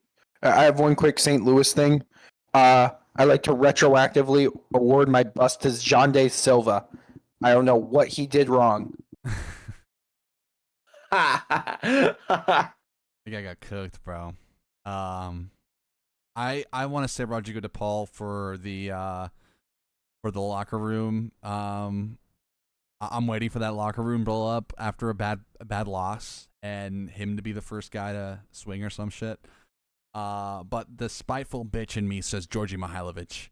That is where I will go with that one.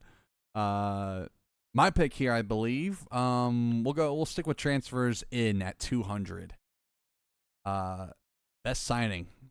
Pretty simple. Who is here has got the best signing of the window so far? I'll allow maybe 2, but maybe try and limit to 1. We'll go to Jeremy. Who has been? I guess it's a little too early to say, right? But who are you seeing here as the best bit of business, the best transfer, best trade, whatever have you? Sometimes the right answer is the most obvious one, and it's Son Heung-min. Valid. Any picks, Josh, beyond Son? Because I'm not a boring dweeb. Milan Iloski to the Union. I think he's going to do a really good job there. And with Ura, maybe on his way out, Tyberibo's kind of dropped off in terms of his goal scoring recently. I think going and getting one of the hottest guys, one of the most clinical guys up to this point in the league. I mean, he had a hat trick against Vancouver. Or was it 4? Did he have 4 against Vancouver? Yes. 4. Yeah. Yeah. Going to getting a guy like that for a team that's challenging for the Shield, I think that's a great signing. Man, I'm gonna go. Man, do I? Part of me wants to give a little leash to Houston because they did.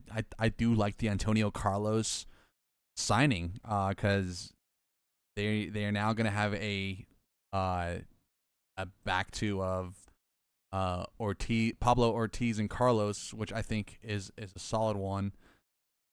But man, long term, I can't help but think that Matt Turner is also a very, very, very good signing for New England. And even after what's his face, even after Porter, who I think does get the sack, even after Porter is gone, Matt Turner's still a very, very good goalie. He left one of the best goalies in MLS. So I think him. I want to say Thomas Muller, but that one's more of a wait and see, of course. And then one more is I guess I should go 2 more, but yeah, those 2, Thomas Muller and Antonio Carlos. I was gonna say the Matt Turner pick is not Antonio Carlos, Matt Turner. I looked at that one too, but he's on loan, and it feels like New England's season is kind of hitting the end, So it's like, how much of an impact is he really going to have? Not now, but I think because I think we'll look a lot of MLS is like this middle window for so many teams. It's like it's either you're making a big push or you're preparing for next season. I think of all the preparing for next season's moves, this Turner one at least puts New England in a much better spot. I know it's Porter's roster build, but I think you can put Matt Turner on any team in the league, and he'll be just about the damn best goalkeeper there. I mean, he already got a clean sheet, so I know it was against DC, but I kind of want to hype Matt Turner up here, just so people don't forget, bro. Okay. Remember Matt Turner. Remember Alamo. Remember Matt Turner. Joss, do you have one next here? I think you got the next pick. Yes. Right? I think I do too. Have we done 500 transfers out? We have not done 500. That has not been taken. Transfers out flops. Did I put flops on here twice? No, this is flops for transfers out. Transfers out. Okay. I mean, we may have to skip this one. I think I put this in. That's well, fine. no, you're right. I mean, do we want to point to the Acosta? I think it's because I had Acosta in mind here, but I have the other Fluminense signing. Do you want? Is this where I talk about Santiago Moreno? That's You could call him a flop if you'd like. Okay. I have to take a deep breath here because There should be no reason for Portland Timbers fans to wish Santiago Moreno any kind of goodwill at Fluminense. And here's why. Not only has Moreno been one of the most infuriating players to watch over the past couple of seasons, and I've said this before, and I get stick for it, because although he can be on the hand for what's it called? Memorable moments. I'd say, he provided the assist for Dairon Espria's bicycle kick against Seattle a couple of years ago. He scored the second goal, which was his first goal in a Timbers shirt, as Portland beat RSL in the 2021 Western Conference Finals. One of the most fun days I've ever had at Providence Park. But scored a bicycle kick against John Polskamp. That too. If you're gonna abandon the team before Club America, probably the most high-profile opponent you will play all year, they're on a higher level than the Seattle Sounders. They're on a higher level than FC Cincinnati. There are going to be a lot of people watching this game, and you decide that this is the time to pull your fucking stunt to go and fly home and say, I'm never coming back. You better find a way to sell me. That's such a bitch move. And I don't know any other way for me to describe it. And it's not in the sense of like you're abandoning, like, oh my God, like you're choosing not to play in this game. It's you're abandoning your teammates prior to it. And this team still wasn't fully healthy when they played Club America. And it provided a whole lot of headache work for me as I was driving on the gargantuan Texan freeways, which all of them are tolled, by the way, unless you're on an interstate. So you have to drive on the frontage road, which has lights every half mile that take 5 minutes to get through. You are causing me a gigantic headache because you have once again caused the Portland Timbers a giant headache after requesting a trade 2 years ago, after posting a TikTok prior to the Colorado game last year saying, Brazilian clubs, come get me, while your team is in the middle of a playoff run. So I'm not wishing Santiago Moreno the best of times at Fluminense because he left behind a fan base that embraced him despite the various flaws that he had, both on and off the pitch, to a fan base that will be a lot more unforgiving. So I don't think this is going to end very well for Santiago Moreno. I don't care how many goals or assists that he has, which I don't think is going to be many. He is not John Arias. He is very much not John Arias. They have a John Arias sized hole in the team. He's not that. He's not going to fill it. So Santiago Moreno, of all these outgoing players, he has the highest bust potential, more so than a Luciano Acosta, unless Fluminense is stupid enough to see Acosta as the Arias replacement and tries to play him on the right wing, which they won't, because they wanted Moreno before they even lodged a bid for Acosta. Moreno's going to be the replacement. He's not going to live up to the hype. And you know what? Kind of his own fault, but he got the move that he wanted, and the Portland Timbers are $5 million richer for it. Any picks, Josh? I can't really speak on any of them else, but you have any? It's hard for me to follow that up. Yeah. I don't have anyone else. I mean, maybe a Wazium, but maybe. But I mean, I feel bad because he just wanted to go home. I feel like picking on it is kind of be fucked up, man. If I'm being honest. Novke Thorson going to Sparta Rotterdam. I flop. Hernan Lopez, just based on his last, his last few appearances for the Quakes. He's also going home. True. Marco Farfan. Maybe. I don't know what Tigres see in Marco Farfan from FC Dallas, but yeah. No. He is one of Portland's own. He no. We are not saying Margot Farfan's gonna flop because he has already won by going to Tigres. He cannot flop. It's impossible. All right. Well, try not to slander much there, but we'll see. We'll see. I think it is back to Joss.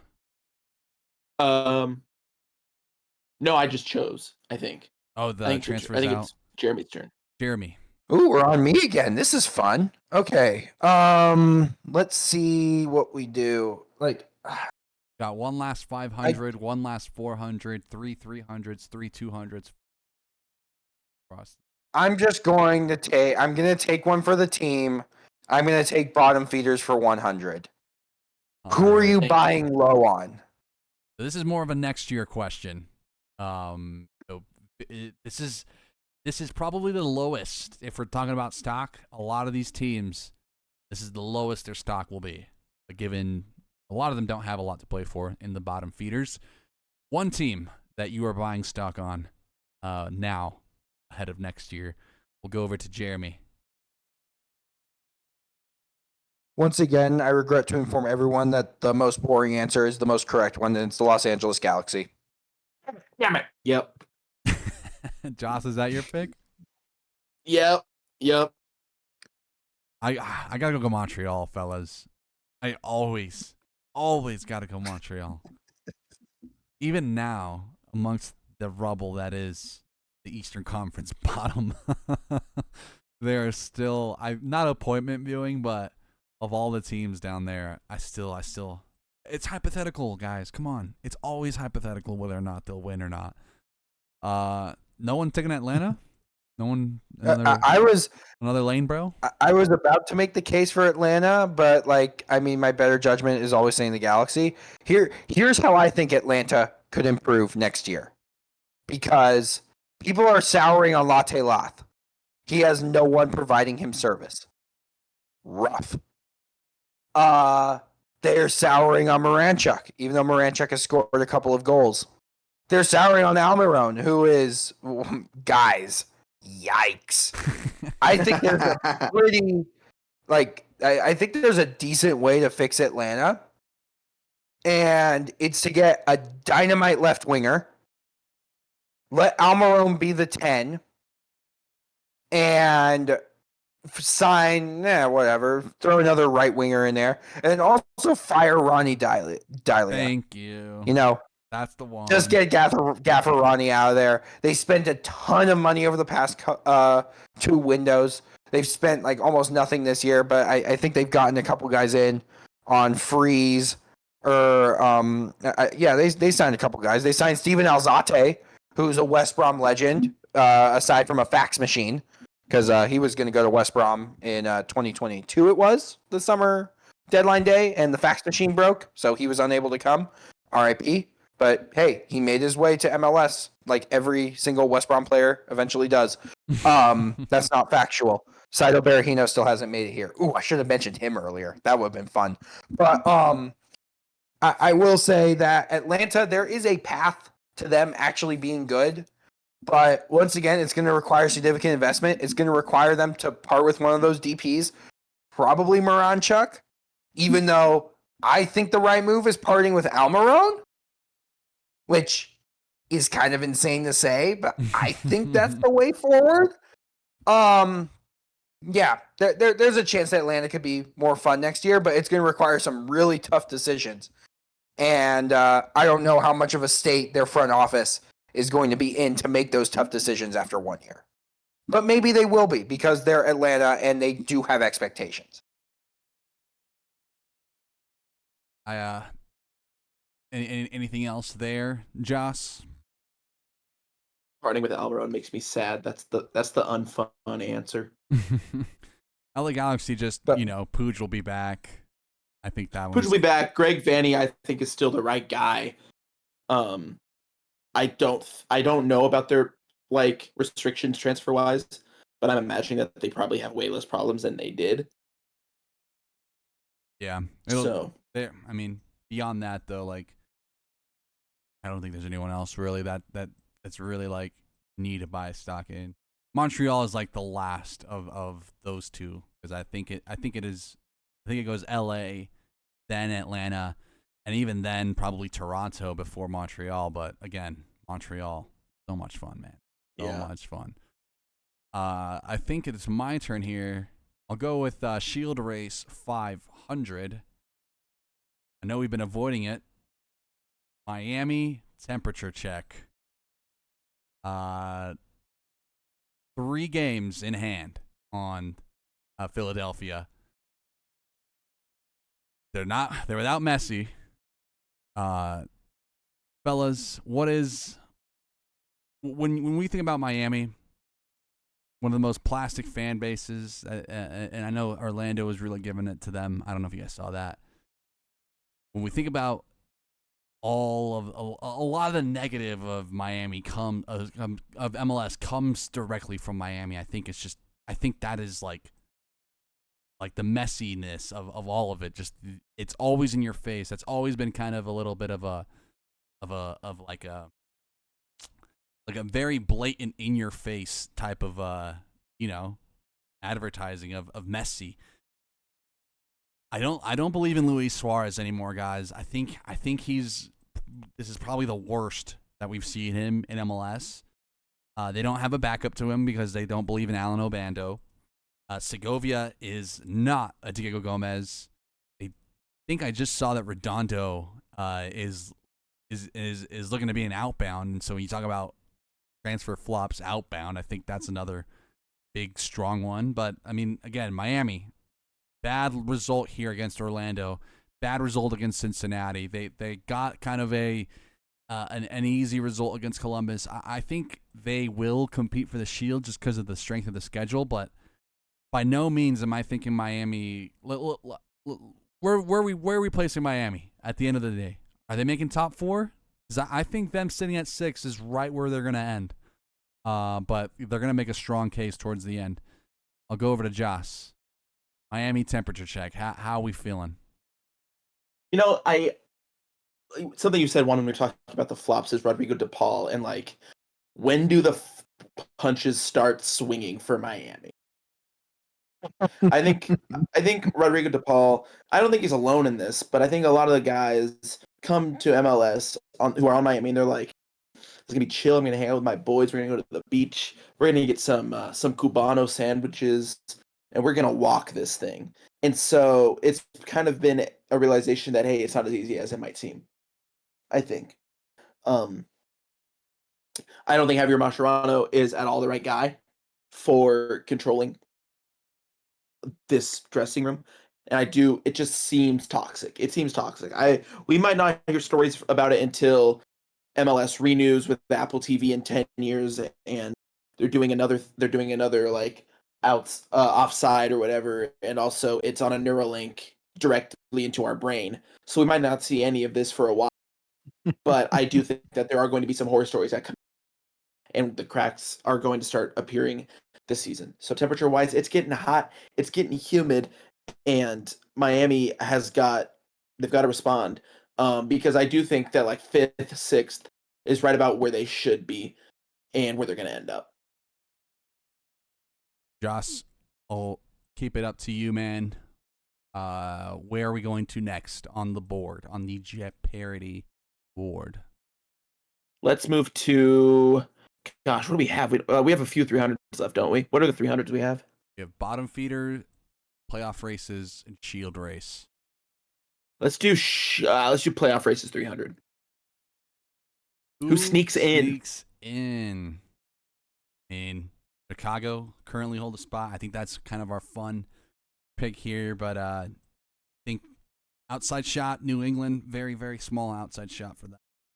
Small outside shot for SKC. Don't want to in that game in hand, But this one is more tailored between Houston, Dallas, RSL, and New England. Red Bulls, I guess, but they're kind of right then and there. But Jeremy, are any of these teams sneaking in?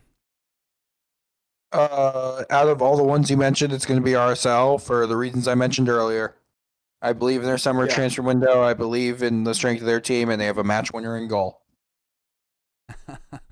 So no, That's all you need. No Houston, no Dallas, no. Man, Austin being the only Texas team is crazy. Yeah, Houston's annoying me. They should be better than what they are, but they're not. So, you know what? Because I'm disappointed in you, you don't get my favor.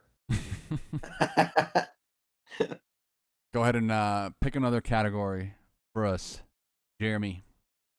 All right. So we're going to go to the last 400, which is playoff races again. Long shot picks. Same thing. But this is Same thing. I'm kind of giving Josh the I'm Yay! giving him the floor to sell us on the longest of shots, SKC. And if they don't got it, they don't got it. But how Throw it to me. I'm throwing it to you, man. This may be. I mean, if SKC, like I can see SKC like climbing in because there was this meme of like I don't know if you've seen it. It's like teams in the Western Conference may appear like objects in the mirror may appear closer than they seem, and it's SKC guy running. I still have that in the back of my mind. So I made that meme. Tell us about it though. How much do you believe in that meme? Okay, if I had to sell you elevator pitch, sell you on SKC making the playoffs, here's what I'd say. Their schedule after the next 2 weeks where they go to Seattle and Orlando, that's hell, and that might be it. That might be curtains. But if they can at least get a result, either 2 draws or a win and a loss, get some points, then they play Colorado at home, a team that is right around where they are. I think Colorado are currently holding 8th right now. Then they play Austin, a team again. I mean, they're a little higher, but they're still right around where they are. And Austin are again at home. Then they go to RSL. You know, RSL are probably a better team now. I'm a Diego Luna believer. But you never know in those kind of derby adjacent games because it's not really like a derby still, but like still there's some hate there. Then Vancouver at home. Again, not looking good. Then the Galaxy and then Minnesota and then Houston. So their schedule's not the worst, is what I'm getting at. Dude, that is kind of a good mix of teams in your level, teams above you that you kind of need to prove you can beat if you even want to be at the. And then you got some teams below you in Galaxy that like would really help. You know, those points would be huge. Yeah, totally. And looking at, I really do think that SKC played probably their best game of the season against San Diego. They outshot them like 22-6, I think is what it was. And if not for a few mistakes and just San Diego being a better team, then SKC really could have left with a result. They also, and this is interesting, they played a 4-4-2. Can you believe that? They played a 4-4-2. Dejan Joveljic and Santi Munoz both started. Daniel Shalhoub on one wing, Shapi Suleimanov on the other wing, Jake Davis and Doran Basong in the midfield. I think there's a lot to like about this, and I think that system really did. I think it was a surprise for San Diego. Also, another surprise for San Diego, and maybe this will play into SKC for their home games. It's humid in Kansas City this time of year. And I really think that San Diego, they were sapping. They had lost their energy. So that maybe, I know that, you know, business end of the season, that advantage might go away because we're getting into September, October, and all. But up to that point, I don't know. I think there's a lot of variables that if they fall exactly right, a new system, a decent schedule with a mix of teams that are at the level, below their level, and above their level, but not by much. And when you have a Dejan Joveljic who's got 13 goals this season, things can happen. That's my pitch. All right. I like that pitch. I'm convinced. Yeah, and I don't want anyone to pitch. And Robert Volader's back also, by the way. Oh, hell Darth yeah. Volader, fun. Yeah. Let's go bottom feeders 300 for me. Who is getting the sack? Yep. Oh, that's a good question. Who in DC is kind of out of this? They got Renee Weiler. Still, stateside, but he still has few. Their interims now on their Galaxy 7th. are kind of out of this. Yeah. There's only one. Atlanta? Yeah, it has to be Atlanta because Galaxy extended Vanny. St. Louis is on an interim. They already did the sack. Toronto's not going to sack Fraser. And DC's already got a new coach. Montreal's also on an interim. The only answer is Atlanta. Let's look ahead of at the table because I know this is a bottom feeders question, and I think it is Atlanta the big one, right? But New England, Red Bulls, Yeah. And then the West, Houston, Dallas, Salt Lake. Can't really put there, can we? Because they need a new coach. But are any of these coaches, if Dallas, I feel like they'll give Quill another shot because they may have fucked him over with the Costa sale. But Jeremy, is there anyone else, I mean, besides Atlanta in the table above that you could see a sacking for? I'm going to go out on a limb and say that Steve Cherundolo will not be the head coach of LAFC. I mean, but seriously, out of all those, it's probably Houston, but I don't think it's Houston at the same time. I think if you win a trophy in Houston, you get a little bit more time. And I don't know. I do believe in the roster, but I also don't really believe in the roster. They're bugging me. The obvious answer is still Atlanta, but Houston, I can see a very warm seat in the Gulf of Mexico humidity for Ben Olsen. Let's rank them. I want you guys to rank these three. I'm going to put these three managers on the hot seat. I know Sandra Schwartz is probably fair here, but Schwartz, Porter, and Ben Olsen. Rank those three. We'll start with Joss in terms of most likely to least likely. Most likely to get the sack, I think Caleb Porter. I think he's most likely to get the sack. Things haven't worked in New England, and I think that it seems like there's a lot of buzz around like soccer there, especially like getting a new stadium and everything. I want a guy for that.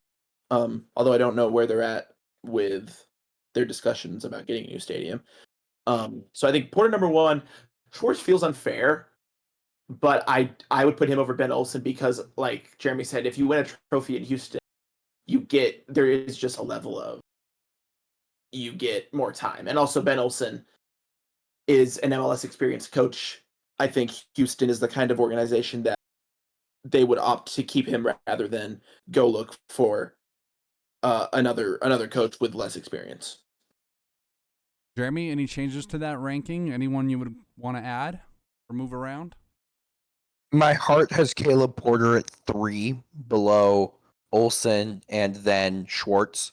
Ooh, okay. But I realize that's just my bias and me sticking to the proven formula of the 5-year Caleb Porter pattern, the cycle.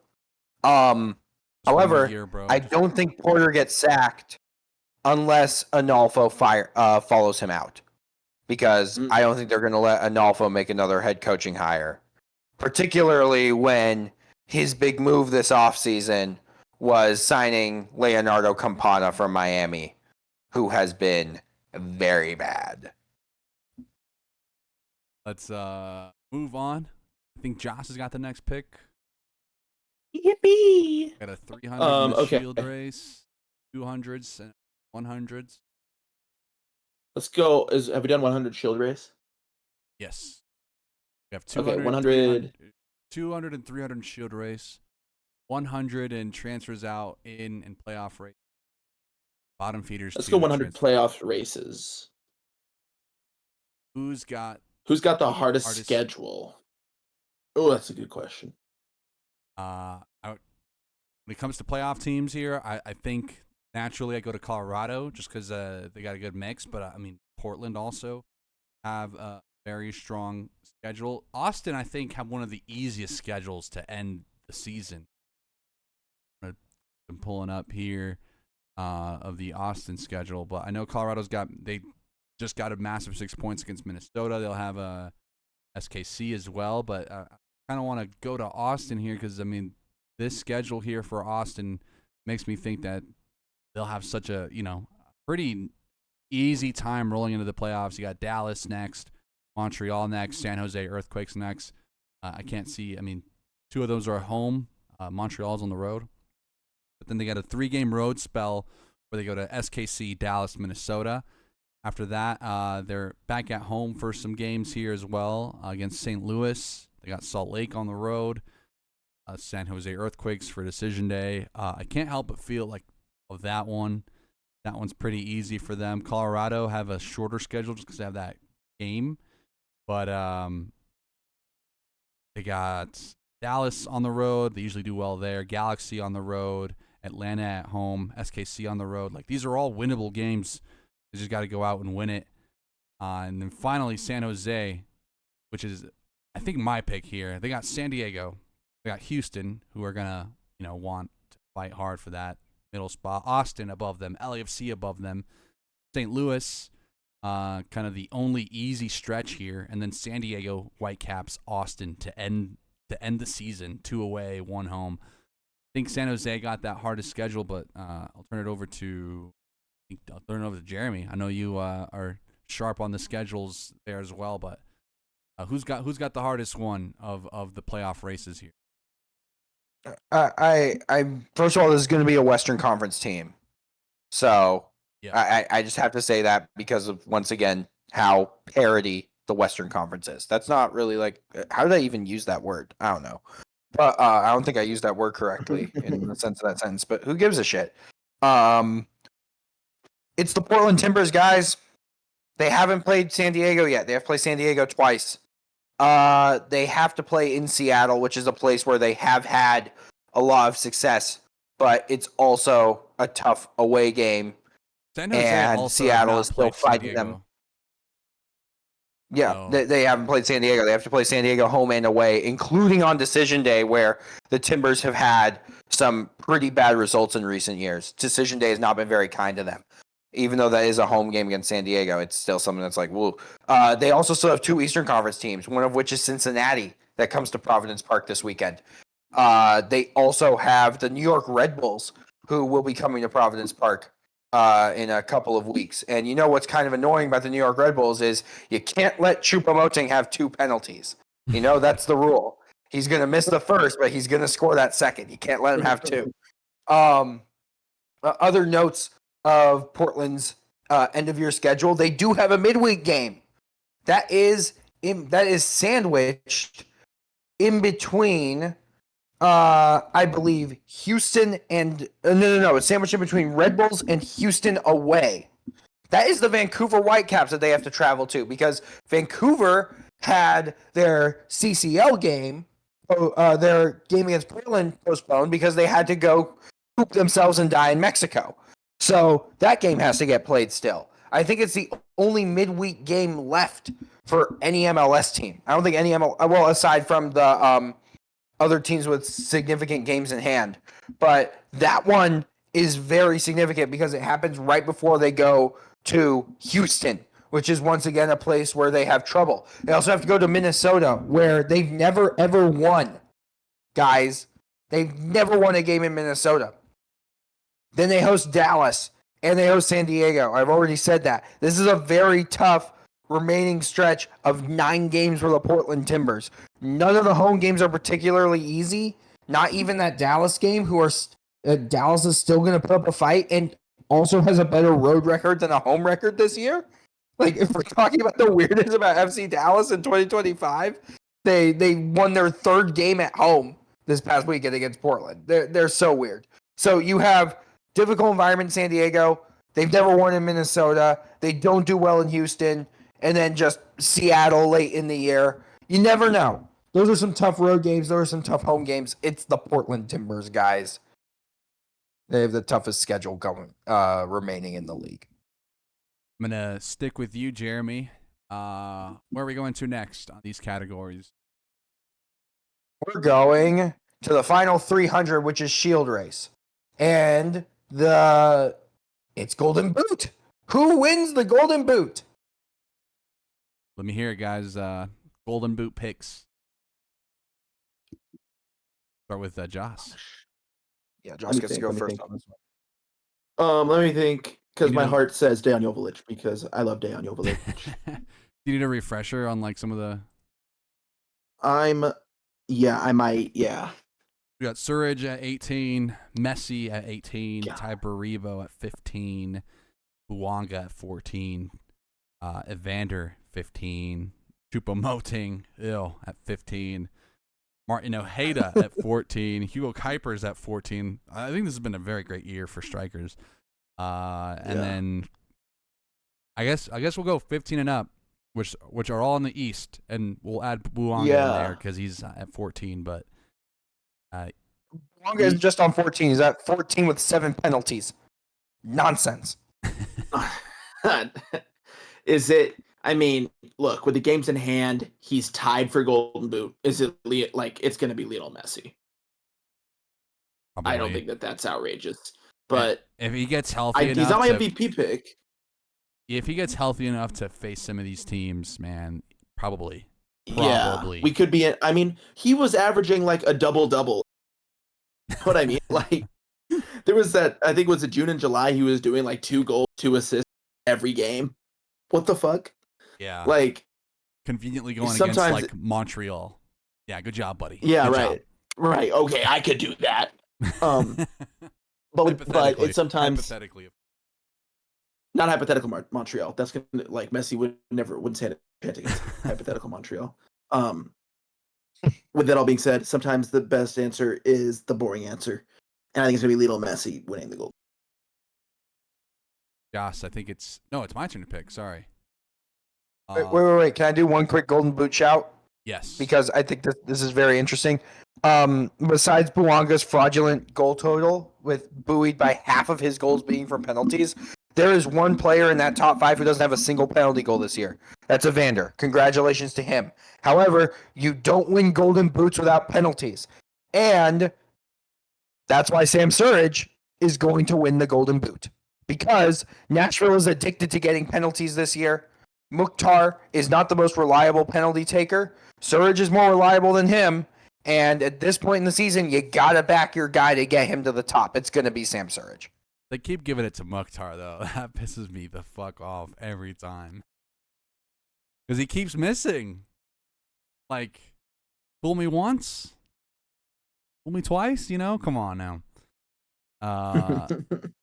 Let's go to Bottom Feeders 200 and officially be done with the bottom of the West of the conferences here. Best player on the worst teams. Jeremy pulled Prince Uwosu earlier. I'll open it up. That's a strong one. I'll open it up to Joss here. Anybody on the bottom feeders that you think have like if there was an MVP on any of these teams just for being kind of like there should be a wooden spoon DP, like great job for trying your best. I don't know what we're doing. Like a participation MVP in a better world where your team actually got the results. Who are some of the best players on these terrible teams? Can I say an injured with Ricky Pooge? Injured Ricky Pooge? I mean, it kind of is Ricky Pooge. If we're looking at the Galaxy, I know he hasn't played all this season, so I'm not going to go for it because he hasn't played. But if we're talking purely talent-wise, I'm going to say Ricky Pooge. However, because he hasn't played, that should disqualify him. So I am looking at, I think that there's a couple metrics to measure this by. I think in terms of fun, like Pirani, like he's just fun, isn't he? Peglo's he's a fun one. Benteke, he's not had as good of a year this year, but he's still a great striker to have, and I think DC are lucky to have him. I think looking at Atlanta, there's a lot of players. It should be for Atlanta. It should be like a Latte Loth, but it's not. It should be like a Moranchuk, but it's not. Underrated. Fortune for Atlanta, like as an underrated pick. Yeah, but he tempts me as well. So unfortunate what happened to him, because I think that would be the pick naturally. I think so. I actually do think so. Or I would have said Saliba also before he moved. two great players there in the same position. Yeah. Jeremy, you got some. You got a pick? There's an obvious one. The no doubt MVP of the bomb feeders. It's Edward Leuven. Oh yes. Oh, good pick. Yeah. He did, like, as soon as this question came up, I was like, this is Edward Leuven. This is it. Like, there is no player on any of these teams, because the Galaxy, they didn't just lose Ricky Pooch this year. They lost, like, everybody. They lost tons of contributors. Like, you don't lose Brugman and Delgado and you're fine. You don't replace well, actually, no, you don't just add Zanka and you're okay. St. Louis without Edward Leuven is terrible. They're one of the worst teams in the league. St. Louis with Edward Leuven, they're kind of a playoff team, and they could be if the ball bounces the right way. I am willing to stand on that because I believe in some of the talent on this roster. I don't get what Critchley's doing, shoving Betcher into a winger role. Betcher stinks, but that's really fun and kind of enjoyable to me as well. So keep on going. Keep stinking, Simon, you dickhead. Everyone should hate Simon Betcher in this league. Everyone should. Big shithouse and is just very bad at soccer. And he'll just shove players over at random. But Edward Leuven is no doubt the MVP of these bottom feeders. There's no other answer. Alrighty, we'll go to Joss here. I have one more shout too, and this is a home shout. Manu Garcia. Oh, Manu. Manu Garcia. Yeah. I'm looking at his I keep getting blown away by his stats, specifically like wise, but he's in the 93rd percentile for assists, the 90th percentile for expected assists, 96th for accurate long balls, 95th for long ball accuracy. I don't know how that's not the same thing. This is per 90, by the way. Like 80th for successful crosses, and like the 90. I think he's in the 96th for assists. This is in a team that, like, I mean, it's just not as good a team as, like, if we put him in a Cincinnati. I mean, I'm not saying he replaced Evander. However, when they shared a pitch, I do think he outshone Evander earlier this year. He outshowed Evander earlier this year. So he's a shout. I know it's a home pick, but I really do think, like, next year I'm gonna expect a lot from him. And he's kind of a guy to build around. Two things. I bring up Edward Leuven. You immediately have to counter with Manu Garcia. I respect the hell out of that. Second of all, you could have just mentioned, hey, this is an SKC team that wins games without even shooting the ball. So, true. Like, that's another reason why Manu Garcia is so special. True. Yeah. You brought up Edward Leuven, and I was like, your soldier. It was like motivation. Sleeper cell. Yeah. We'll stick with you, Joss. Got 4 categories left. Shield race 200. What do we got? Shield race 200. Transfers out 1 and 200. Transfers in 100. Transfers in 100. Most exciting transfer in. Son Heung-min. Heung-min Son goes to first pick. Kind of easy pick there. Yeah. Man, as shitty as it is to say, man, Victor Olatunji going to Salt Lake. I'm a big fan of Victor Olatunji's game. I do think Sparta Prague is one of the better exports of players, just generally. So I think that's just a good bit of business there. And exciting for all the wrong reasons. Exciting because it's like, fuck, I really like Olatunji. Just like RSL do this. They buy players I really like, and it pisses me to no end because now I gotta pretend I don't like these players. But Victor Olatunji is it for me, just striker, pure striker. Very exciting one. But go over to Jeremy. Who do you have? I have 2 that I don't think we've really discussed that much. I have one that I'm just like, based on a gut feeling, even though nothing has given me any logical reason to pick him. Corey Baird is going to score some like really stupid goals for San Diego. And because they do have a pretty big hole up top, he could end the season as the starting striker for the number 1 seed in the West, San Diego. Oh, I like that. I like that. That's too. Yeah, that's one thing. Corey Baird had WhatsApp in San Diego. Yeah, Actually, you know what? I'm gonna add two more. The one I was already thinking of is Matthew Juanners to LAFC. That's a good pickup, a really good pickup for them. As a matter of fact, on any other team, yes. I don't like it. Yeah, I think he is like kind of like the hybrid 8-10 that they could use. Because he's not like a pure 10 by any means, but he's certainly someone who can create more out of the midfield. Plus, like, I think it was that Tigres game in Leagues Cup, and Max Bretos just would not shut up about, like, how good his mentality is. I was like, okay, Max, you've convinced me. Like, you've been growing on me since the Apple deal began. I now trust, like, pretty much everything you say. I love Juanners, just not on LAFC. But... No, understandable. I don't like him on LAFC either because he's, like, on LAFC, but, like, at the same time, it's like, you got to hand it to him. Who's the other pick? The other one is Rob Holding to Colorado Rapids. I think it's just pretty cool. You know, No. good for them. Bleh.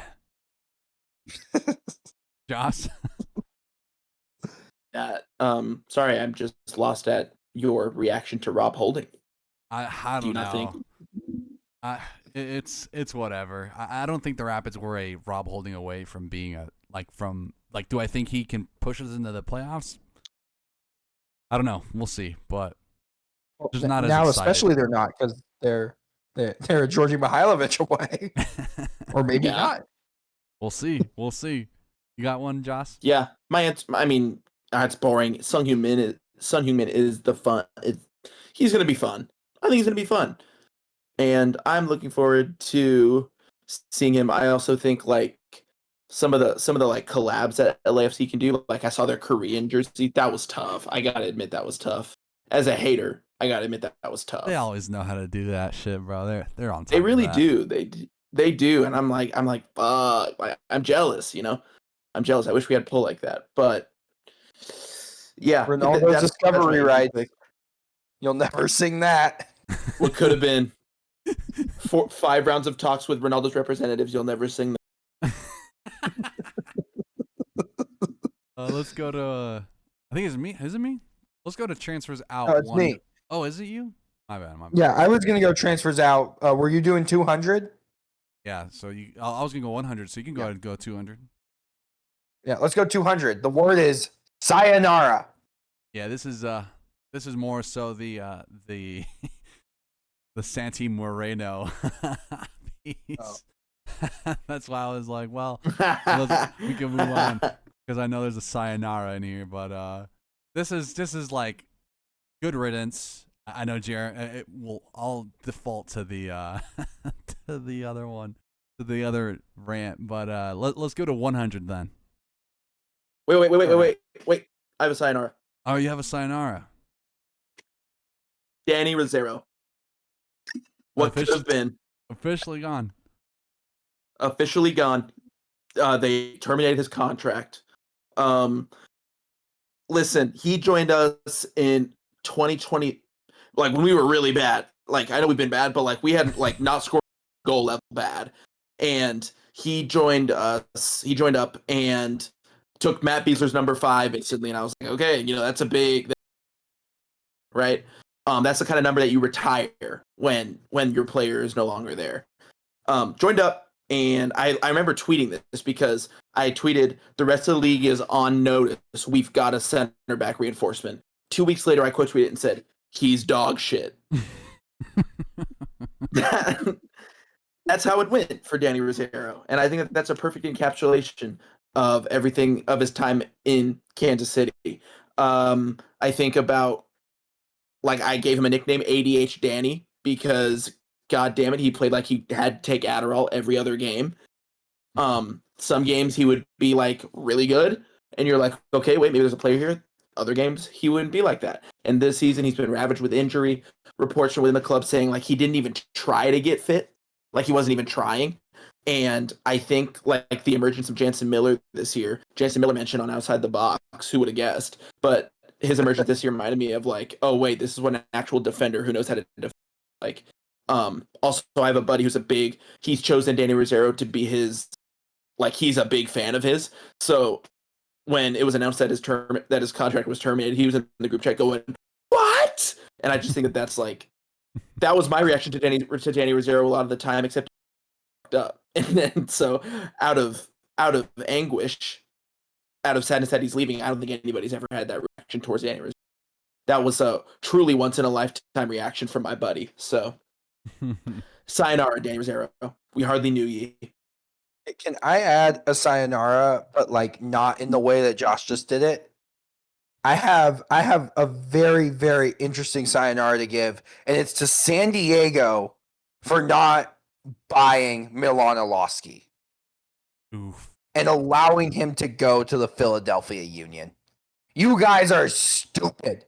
You found a striker who had USL success, that is a local boy, and was outrageously successful for you guys, left you guys as your top scorer in a half season, and you said, we're going to get by without him, and we're going to sign Corey Baird to fill that hole. I know I just praised Corey Baird, but like in the meme sense, he's not actually going to do that. Milan Iloski could do that, and now you've let him go to a Shield rival. You idiots. You absolute idiots. What were you thinking? Tyler Heaps, you're supposed to be a smart guy.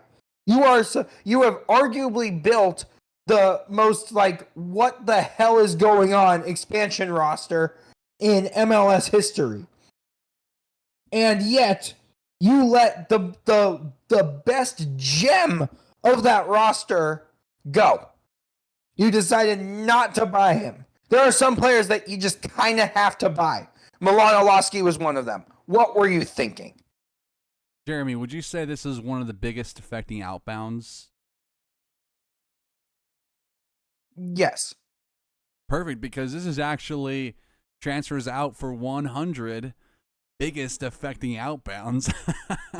I think what you said about Iloski fits a lot of this, because I think it's between him and, of course, Georgi Mihailovic.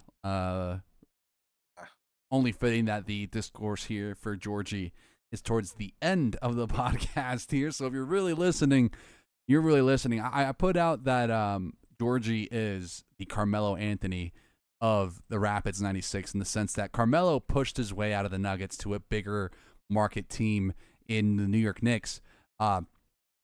Georgie's going to fake New York, which is Toronto. I don't know if you guys know this, but for many movie scenes, they use Toronto as like the city to mimic New York City. So he's going to fake New York, and he made a big money move. What ended up potentially being the Jokic of this team, both Serbian playmakers. He ended up being the other 15 on the Nuggets. That's a lot of basketball talk on the MLS podcast, but I can't see any other transfers besides the Georgie and Iloski one that are just big holes in both of their teams. Everyone else seems to have either solidified their depth or filled it in with a prospect or an underperforming depth piece left. Maybe Nathan Saliba, but this is Montreal's like thing. They love doing this shit. But I think that takes us to our last one, Shield Race 200. I'll defer to you guys here. Are we thinking the MVP has to be on a Shield team? So we'll close out with some MVP discourse. The more and more that the season goes on, the more I'm just in awe by and I guess not Shield team, sorry, like Shield contending team, I should say. Because I think Dreyer is up there for San Diego. I know Ojeda is getting some mentions, but we'll go to Joss, then to Jeremy. My picks are still Dreyer, and then on the outside is Ojeda for just what he's brought to Orlando. But Joss, who is your? Are we going to see an MVP here on any of these Shield contending teams, or is there someone Like I always like this kind of discussion when it comes to like bottom teams, like or lower teams doing more. But who do you have here as your MVP? I guess, and are they on a Shield team? My MVP is also Anders Dreyer. I want to be clear about that. I think like he's got the most goals assists in the league. Yes. I think yeah. I think so. I know he at least has more than Messi, and he's in his first season, and he's doing that. Added one more over the weekend. I remember that pretty clearly. Yeah, he's my MVP. I don't think that's a good question. Is if an MVP has to be on a Shield challenging team? I don't think that has to be the case. I really don't. I know that like we talk about team MVPs and each team elects who their own MVP is, and I think it depends on the level that the team is expected to compete at preseason and what they actually compete at. So if you're like if Manu Garcia came in and was putting up Anders Dreyer numbers, but like SKC were in 6th, I think that he would have a shout for being MVP just because of what he's brought to a team that not much was expected of at the beginning of the season.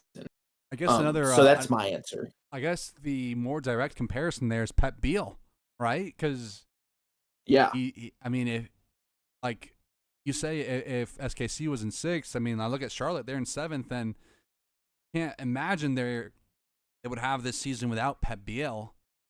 He's not getting any MVP shouts. This is what we like to.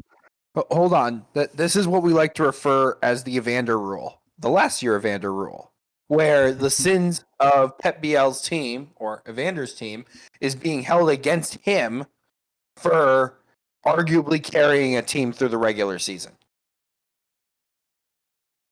So what do you think? What do you think, Jeremy? It's going to be Dreyer, Messi, or Evander. I think it's going to end up being Evander because Cincinnati's going to win the Shield. However, I don't personally believe that the MVP should be like voted like that. It should be which player is the most integral to their success. So I'd put Pep Biel probably as my number 1 for the MVP. Personally, I put Martino Hayda number 2 because Orlando's just a better team than Charlotte, but Martino Hayda just can't be ignored. San Diego, like they're coached by a Coach of the Year favorite. I think that discounts Dreyer's candidacy in my eyes, despite the fact that he's playing like the best player in the league right now. My third shout for MVP, purely because of that Pep Biel rule, is Philip Zinkernagel. Ooh. Oh, yes. And he is the best player on Chicago. They would not be where they were without the contributions from him, which is a playoff team in the most successful Chicago Fire season in recent memory. It's Philip Zinkernagel 3, it's Martino Hayda 2, it's Pep Biel number 1. That's how I think the MVP should be measured. It's not based on who's the best player on the best team, because the best team is not solely revolving around the best player, which is the biggest issue I had with Messi winning it last year, because Miami were better in games without Messi than they were with him. No matter how stupidly absurd the counting stats were, which everyone knew were going to be nuts. You have to reward the players who are so integral to their team, they're making them successful. No, we got to give it to Messi, bro. Sorry. Bro, it's got to be Messi. Also, he's got to get more money from Apple TV, bro. just a few more dollar. Just one more. I promise, bro. just a few more dollar. Just tree fitty. Give him tree fitty. I agree with you. What about you? Jeremy. What about you? Okay. Oh, my pick. I mean, I am. I'm fully on the Dreyer train, but Martin Ojeda right behind him because Ojeda, Muriel can underperform. Even Ramiro Enrique could underperform. Pasalic could underperform. You know who doesn't underperform? Martin Ojeda pops up and delivers every time, and he's integral to that system. Like you take away Ojeda, and I think this team, Orlando specifically, like we've seen the team without Atuesta as well, and Atuesta would also be a strong candidate for that kind of unsung hero. Because I don't know if you guys remember, there was like that stretch of like 6 or 5 games where Orlando could not score. They were defending well, but without Atuesta in, it was very much rudimentary. And now with for me, Ojeda, I think is kind of hitting the streak at the right time. I wish I could look around elsewhere and kind of go with someone else, but I kind of have to gravitate towards those top teams there. Just because I think it makes more sense there. Because you said this is one of the most successful Chicago seasons, and they still have yet to qualify for the playoffs. They very well could collapse here, and that's what makes them. That's what makes them like must see right now in MLS. But fellas, any other closing statements on MLS? Any other closing MVP? We got a massive episode here. But one last MVP note really quickly. No Vancouver Whitecaps because Jesper Sorensen is winning Coach of the Year. I'm totally okay with it. Yeah. Had to get the caveat out of the way. For I'd all be okay those with that white believers. if it wasn't for Mikey Varas winning Coach of the Year. We'll see, right? With that being said, Jeremy, where can they find you? You can find me on the Elon app at Sports Guy Jeremy. You can find me on Bluesky at jeremypearman.bsky.social. You can read my work on my website at cascadia-fc.ghost.io, where I spent the last week in Texas sweating, being miserable, having to deal with the most pivotal week of the season, a player going AWOL, just sweat, more sweat, some barbecue, a loss in Dallas, which is nothing new. But yes, it's been an interesting couple of weeks since our last episode. I've done 2 road trips. I got to see the Timbers win at BMO Stadium, which was pretty enjoyable. And then I had to go to Texas and just like be kind of miserable. But sulk in it. Yeah. Joss, where can they find you? I'm on the Everything app at Josh Bathtub or at Off to See the Wizards if you're looking for some Kansas City soccer content. I'm also on Instagram at Josh Bathtub, at Off to See the Wizards, and on TikTok at Josh Bathtub, at Off to See the Wizards. And in 2 weeks, I'll be hanging out with Jeremy in Portland. Hell yeah. Jeremy and I we're gonna get a drink. We're gonna get a drink and we're gonna have a good time after the Current beat the Thorns, right, Jeremy? That they will be the Thorns. I am not happy at Rob Gale ever. Maybe 2 drinks. I don't care what happened this past weekend. Maybe 2 drinks. 2 drinks. 3? Did someone say 3?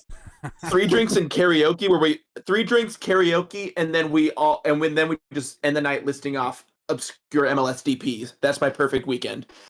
I'm starting with Alexander Katai. Oh, deep cut. Damn it! You're on fire, baby. Shit. You can follow me at juanners.bsky.social. Follow Box State Footy on all platforms just by going to boxstatefooty.com. Subscribe to the newsletter on Substack. Weekly Colorado news in your inbox every Tuesday morning. But yeah, that's going to be it. Thank you guys for bearing with us on this very action-packed MLS Jeopardy episode. We'll be back maybe in 2 weeks. We'll see. Got a busy event schedule next week, so be tentative on that. But again, thanks for tuning in. You guys have a great rest of your week. See ya. See ya. Bye-bye.